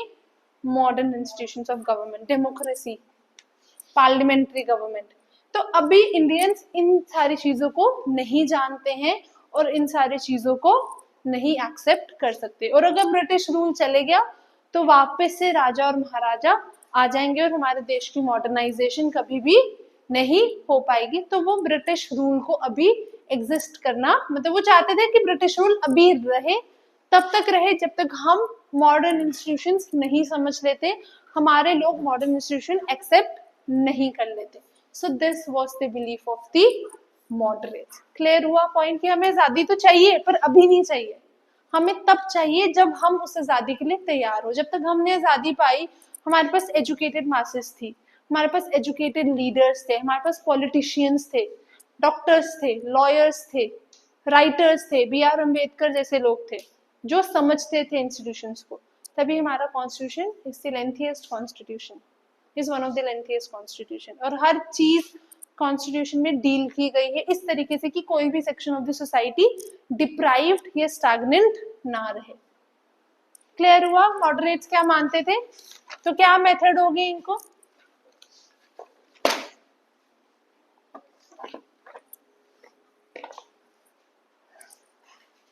ये मिटा दो। अब हम करेंगे methods used by the moderate. पहला है हमारा 3 P's। क्या होता है 3 P's? बताया था ना एक बार। पहला प्रे, हम प्रे करते हैं कि सब ठीक हो जाए, ठीक है। जब हमारी प्रार्थना नहीं चलती तो हम पापा के पास जाते हैं ना, प्लीज, है ना। पिटिशन, जब हम कोई गलत काम करते हैं, मन में सोचते नहीं, फिर हम एक को बताते हैं पिटिशन, फिर हम करते हैं पीसफुल प्रोटेस्ट। हम खाना नहीं खाएंगे अगर आपने हमारी बात नहीं सुनी, है ना। सबको यही करता है। So 3 P's mean pray, petition and peaceful protest. और कभी कभी प्रोपेगेंडा भी यूज किया जाता है, इसलिए इनके मेथड को बोलते हैं मेंडिएंसी।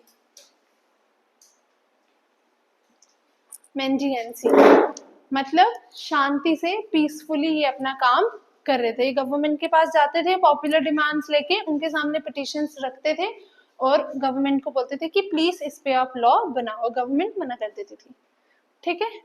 सेकंड मेथड क्या होगा जो पीसफुली कर रहे हैं, और क्या यूज करेंगे वो?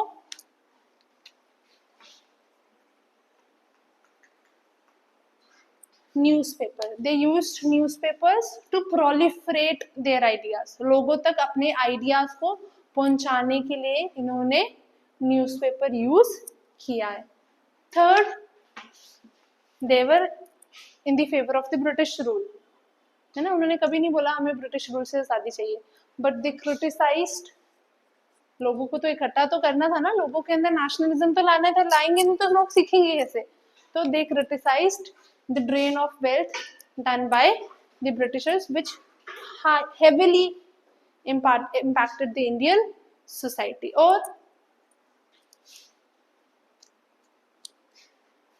और क्या होगा? न्यूज़पेपर हो गया, क्रिटिसिज्म हो गया,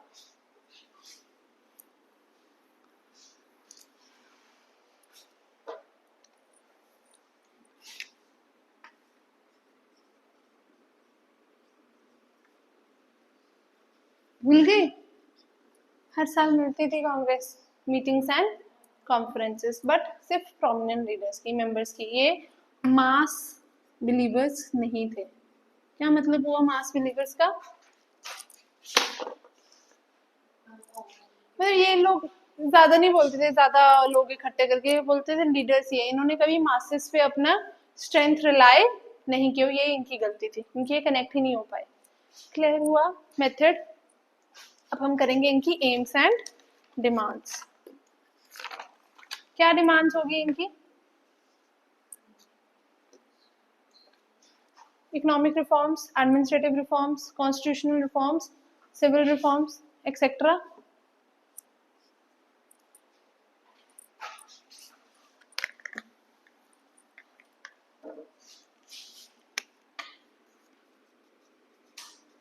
डिमांड, सबसे पहले constitutional reforms, civil reforms, administrative reforms, judiciary reforms etcetera. और क्या क्या होगा इसके अंदर ही overall?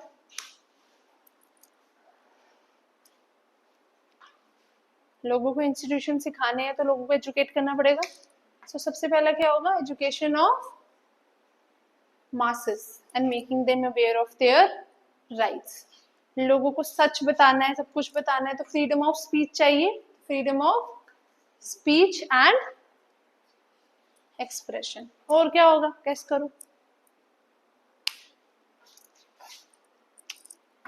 To form association. Association बनाना भी जरूरी है, रिलेटिव, बहुत रिलेटेबल है। सोच के देखो, हमने लोगों को जगाना है, ब्रिटिशर्स को रिवॉल्ट के अगेंस्ट प्रोटेस्ट करना है, पर पीसफुली, अपने फायदे के लिए। तो हम कैसे कर सकते हैं? एजुकेट करके, एसोसिएशंस बना के, बोल के, मीटिंग्स करके। और एक ना सॉल्ट टैक्स था, बहुत हाई था, उसको एबॉलिश करने का, अबॉलिशन ऑफ सॉल्ट टैक्स। और क्या हो सकता है?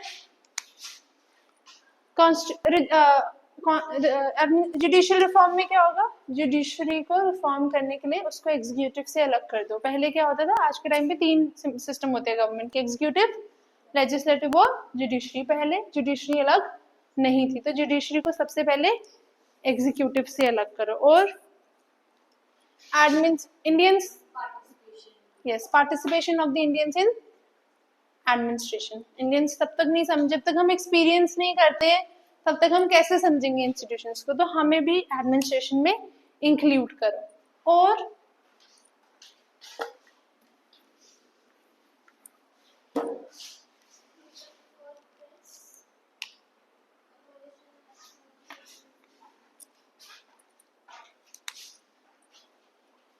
स्पीच एंड एक्सप्रेशन नहीं आ जाएगी ना.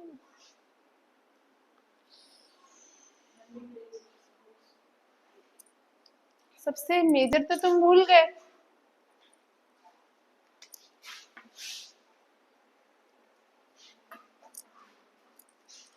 Reduction of land revenue, which was a constant demand from the very beginning to the end of the national movement. Or reforms to legislative council. Legislative council में भी हमें include करो और legislative council में reform करो, and इसी से जुड़ती हुई बन जाएगी increase of representation of the Indians in the legislative and the executive council. और welfare of इंडियंस के लिए पॉलिसी लाओ. इन्हीं की इन्फ्लुएंस के अंदर उन्होंने बहुत सारी पॉलिसीज लाई थी जो इंडियंस को फेवर करे. और अभी पढ़ा हमने ड्रेन ऑफ वेल्थ को खत्म करो. और ड्रेन ऑफ वेल्थ को खत्म करने के लिए और क्या डिमांड आ जाएगी, आर्मी पे खर्चा कम कर दो, ड्रेन ऑफ वेल्थ कम हो जाएगी. और टैक्सेस,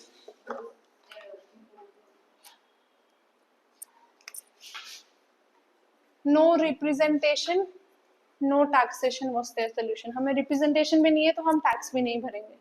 हमें राइट से हम टैक्स भर रहे हैं, खुशी खुशी भरते हैं. लास्ट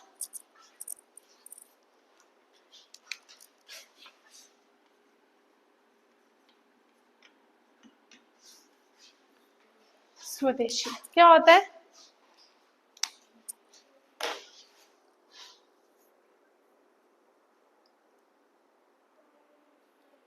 फॉरेन गुड्स बॉयकॉट करना है और अपने गुड्स खरीदने हैं. हम तभी ड्रेन ऑफ वेल्थ से बचेंगे जब हम अपने गुड्स खरीदेंगे. करेक्ट. क्लियर होगी डिमांड्स. ऐसी बहुत सारे डिमांड्स है, ये मेजर मेजर डिमांड्स है जो हम लिखेंगे.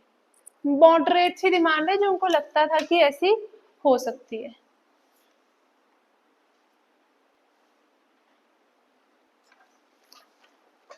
अब हम करेंगे limitations of the moderate phase. क्या लिमिटेशंस होंगी? यस, मैं भी छोटा लिख रही हूँ यार.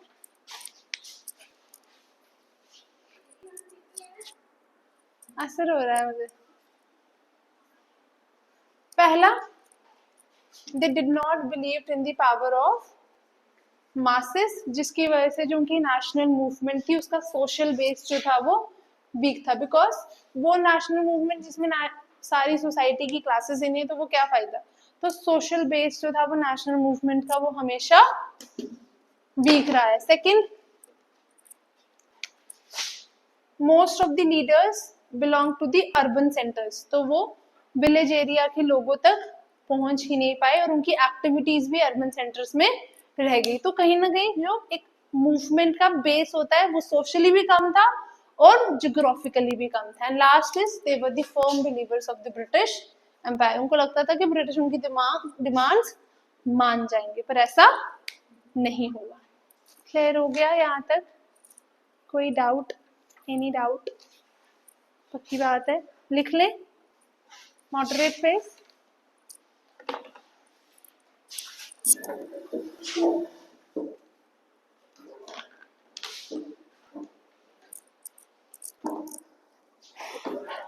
लीडर्स लिख लिए थे ना. नेक्स्ट लिखो. They were called moderates because they were the firm believers because they were the firm believers of the British rule. Of the British, they were the firm believers of the British rule.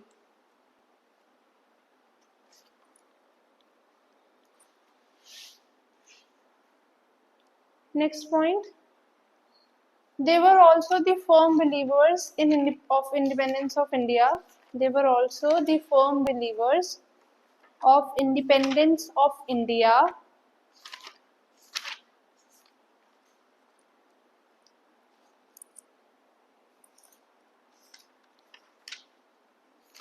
But but at the same time, but at the same time, they believed that they believed that this was not the right time. This was not the right time because the Indians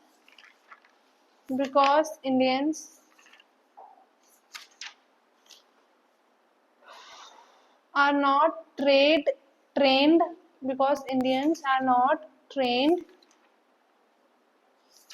to rule themselves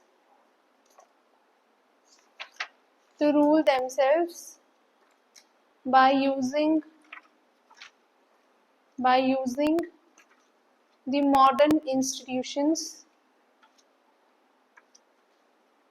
by using the modern institutions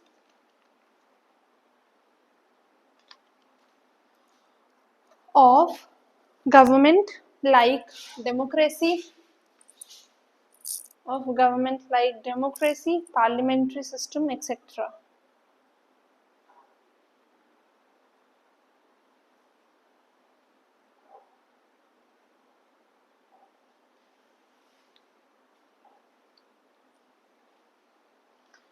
Full stop. They also feared that withdrawal of British rule.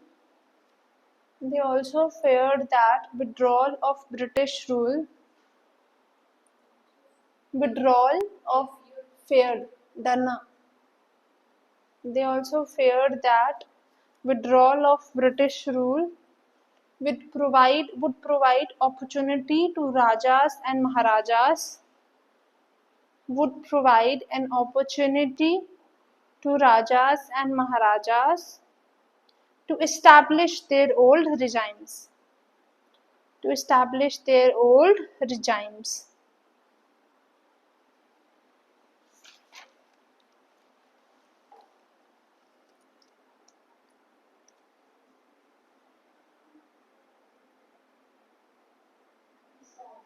Their old regimes.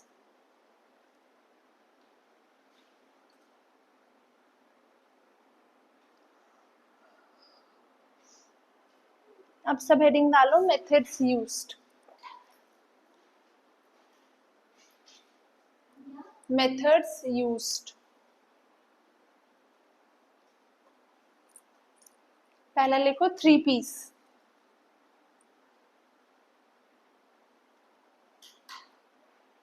Pray, petition and peaceful protest.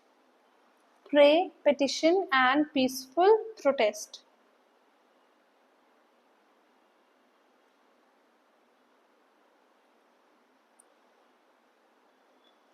That is why their method is also known as mendicancy.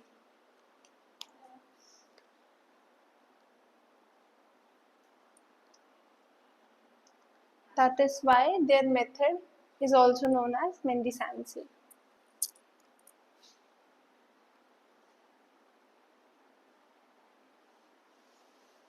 Full stop. They laid before the government. They laid before the government the petitions based on popular demand.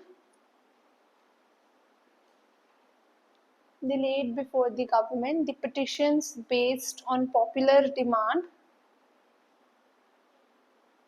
and protested within the framework of laws. And protested within the framework of law. Within the framework of law.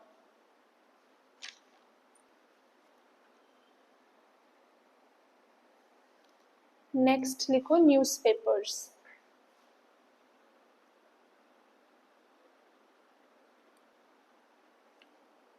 Used newspaper extensively use newspapers extensively to proliferate their ideas. Extensively to proliferate their ideas.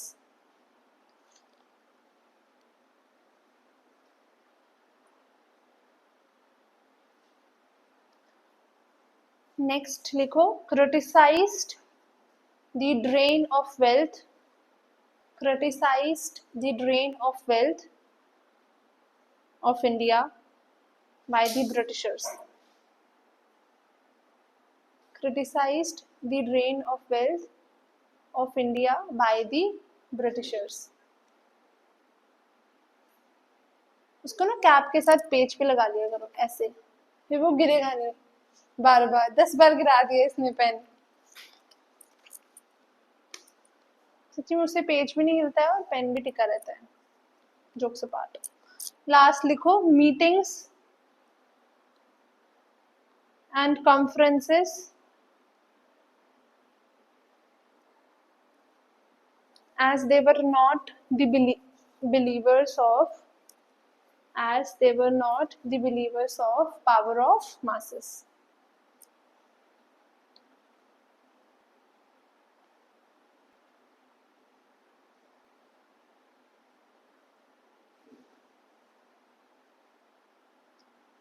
एक last point लिखो अलग से, the Indians who were part of the government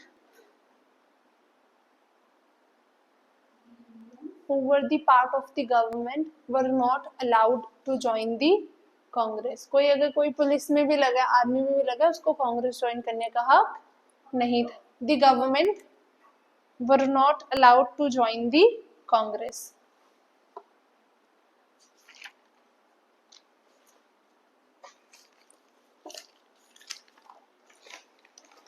लिखो aims and demands.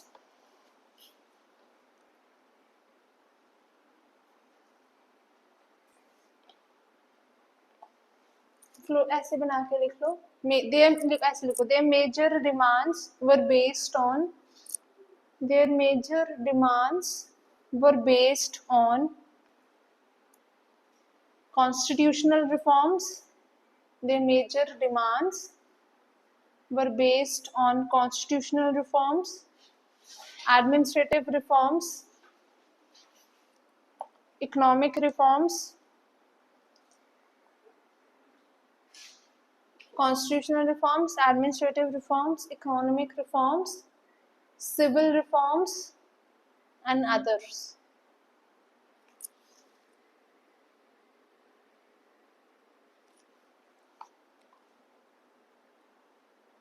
Because some can be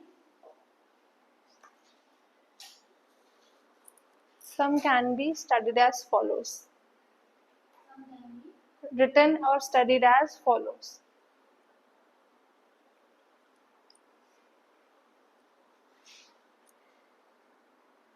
पहले लिखो education of masses. Education of masses and awareness of the people about their rights.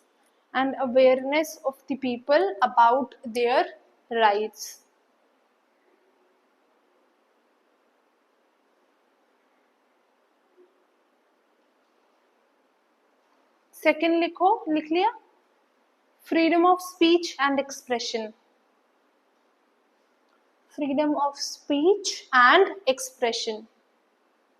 तुम लोगों का homework है कि तुम दादा भाई नारोजी पे एक पेज लिख के लाओगे, और जिसने नहीं लिखा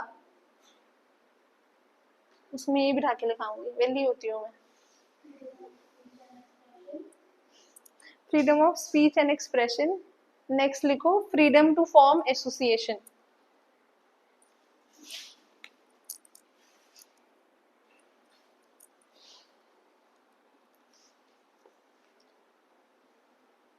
नेक्स्ट लिखो abolition of salt tax.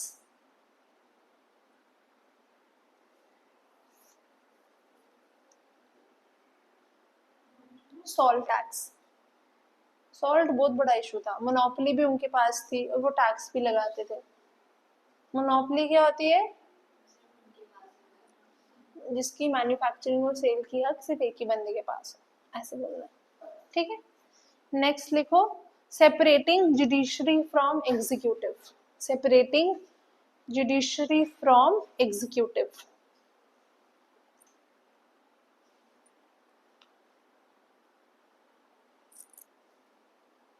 वो आते ऐसे में ना, प्रोमिनेंट पर्सनालिटीज पे ऐसे गलती से आ सकता है, तभी लिखवा रही हूँ। एक एक पे तो नहीं लिख सकते ना हम, कुछ जो है वो मैं लिखवाऊंगी, जैसे गांधी जी पे लिखवाऊंगी, गंगाधर तिलक पे लिखवाऊंगी, भगत सिंह पे भी लिखवाऊंगी कुछ कुछ पॉइंट्स, पर ऐसे तो तुमको खुद ही लिखने ना 2-2 पेज के, अब वो हम यहाँ तो लिखेंगे नहीं। तो लिखना शुरू कर दो साथ साथ में, जो जो है ना, जो जो मैं बताती जाती हूँ एटलीस्ट वो लिखो। रविंद्रनाथ टैगोर बोला था पहले, ठीक है, वो तो लिखो। एक ऐसे इसकी बुक भी आती है, अच्छी बुक है वो, अच्छी होती है, दृष्टि आईएएस की आती है, अरिहंत की आती है, वो आती है ऐसे राइटिंग प्रैक्टिस पे आती है, उसमें हर ऐसे दिया होता है, वो ले लो, ठीक है। क्योंकि जेकेएस वाले बड़े सीधा सीधा ऐसे डालते हैं, ऐसे कंपैरेटिवली उनके आसान होते हैं, क्योंकि जो मुहावरे वाले होते हैं ना वो तो नहीं होते हैं, वो बड़े मुश्किल होते हैं। तो बाकी तो स्ट्रॉन्ग कर लो जो रिसेंट डेवलपमेंट्स पे या प्रोमिनेंट पर्सनालिटीज पे आ सकते हैं, ठीक है। तो ऐसे के लिए एक बुक ले लो और रोज का कैसे पढ़ना शुरू कर दो, तुम्हें लिखना पता चल जाएगा कैसे लिखना है, लर्न नहीं करना है, सिर्फ पढ़ना है, ठीक है। क्या लिखा था last? Separating judiciary from executive. Next लिखो, employing more Indians in administration. employing more Indians in administration.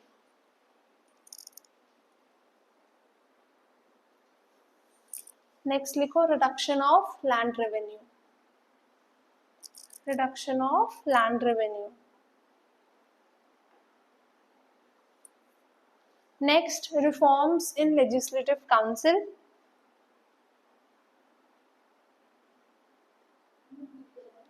Reforms in legislative council.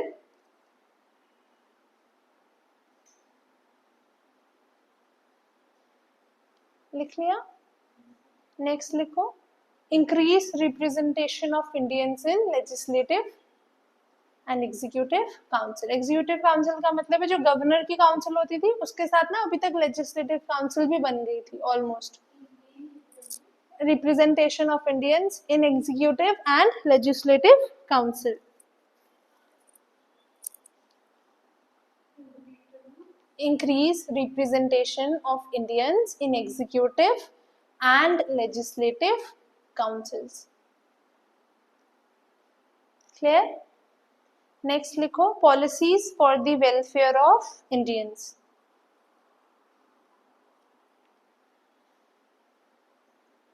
Welfare में क्या आएगा? फेमाइन प्रोटेक्शन प्राइमरली, ठीक है। एग्जाम्पल में लिख देना फेमाइन प्रोटेक्शन, क्योंकि सबसे ज्यादा फेमाइंस आ रहे थे ना उस टाइम पे, ब्रिटिश गवर्नमेंट कुछ नहीं करती थी, लाइक फेमाइन प्रोडक्शन प्रोटेक्शन, ठीक है। नेक्स्ट लिखो, ending drain of wealth.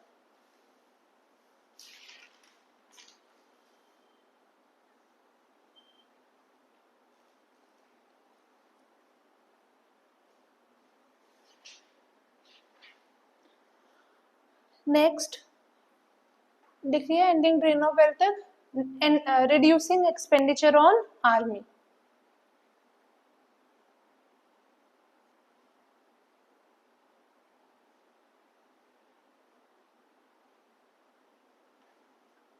Next लिखो, पॉपुलराइजिंग द आइडिया ऑफ स्वदेशी।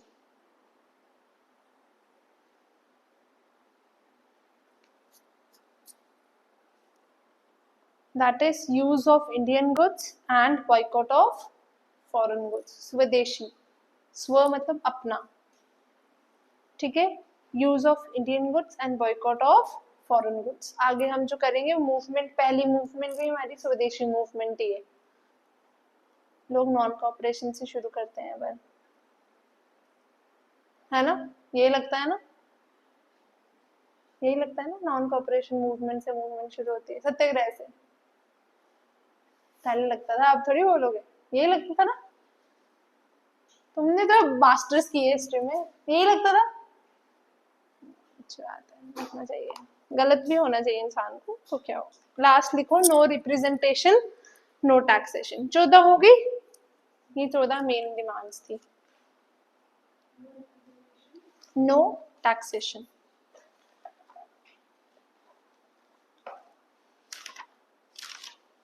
हम लिखेंगे लिमिटेशंस, बस ये लास्ट है, थक गए वो सारे।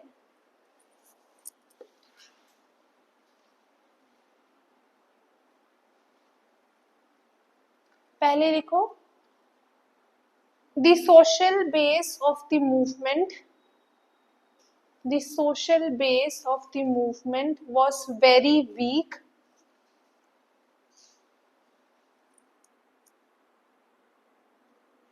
Base of the movement was very weak as they did not believed in the power of the masses.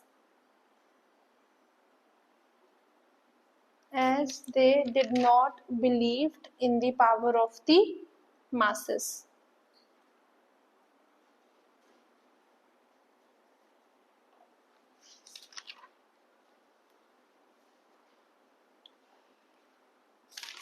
Next लिखो, the leaders mostly belonged to the urban centers. The leaders mostly belonged to the urban centers, and thus their activities were also concentrated in the urban centers. And thus their activities were also concentrated in the urban centers. Concentrated in the urban centers.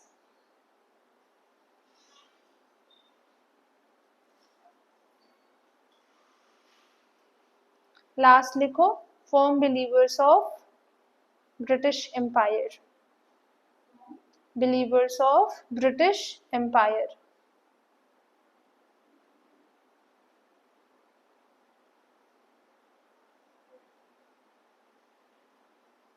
Last लिख लो, moderate phase existed between 1885 to 1905. ठीक है, moderate phase existed between 1885 to 1905. It's okay. कल हम करेंगे extremist phase को, थोड़ा बाकी हमने थोड़े थोड़े करने होंगे। मॉडरेट के बारे में 1885 टू 1905। अब हम कल करेंगे जो इस फेज में कुछ इंपॉर्टेंट डेवलपमेंट हुई थी वो, इस फेज के बारे में ज्यादा है नहीं क्योंकि सिर्फ बन रही थी कांग्रेस वगैरह। एक्सट्रीमिस्ट फेज के थोड़े प्रिंसिपल्स करेंगे, गांधीयन फेज के फिर कल हम पहली मूवमेंट शुरू करेंगे, that is the national movement 1905 to 1917। हम ऐसे फेज में करेंगे 1905 टू 1917, फिर हम करेंगे 1917 टू 27, 27 टू 35 एंड 35 टू 47, ऐसे करेंगे हम नेशनल मूवमेंट को। ठीक है, क्योंकि कुछ बेसिक जो इवेंट्स हैं वो एक जैसे है ना, इस पार्ट में हम करेंगे। ठीक है, और तुम भी ऐसे ही करोगे तो ज़्यादा बेनिफिशियल रहेगा। ठीक है, और प्लीज़ रिवाइज करो और जो होमवर्क है वो करके आना।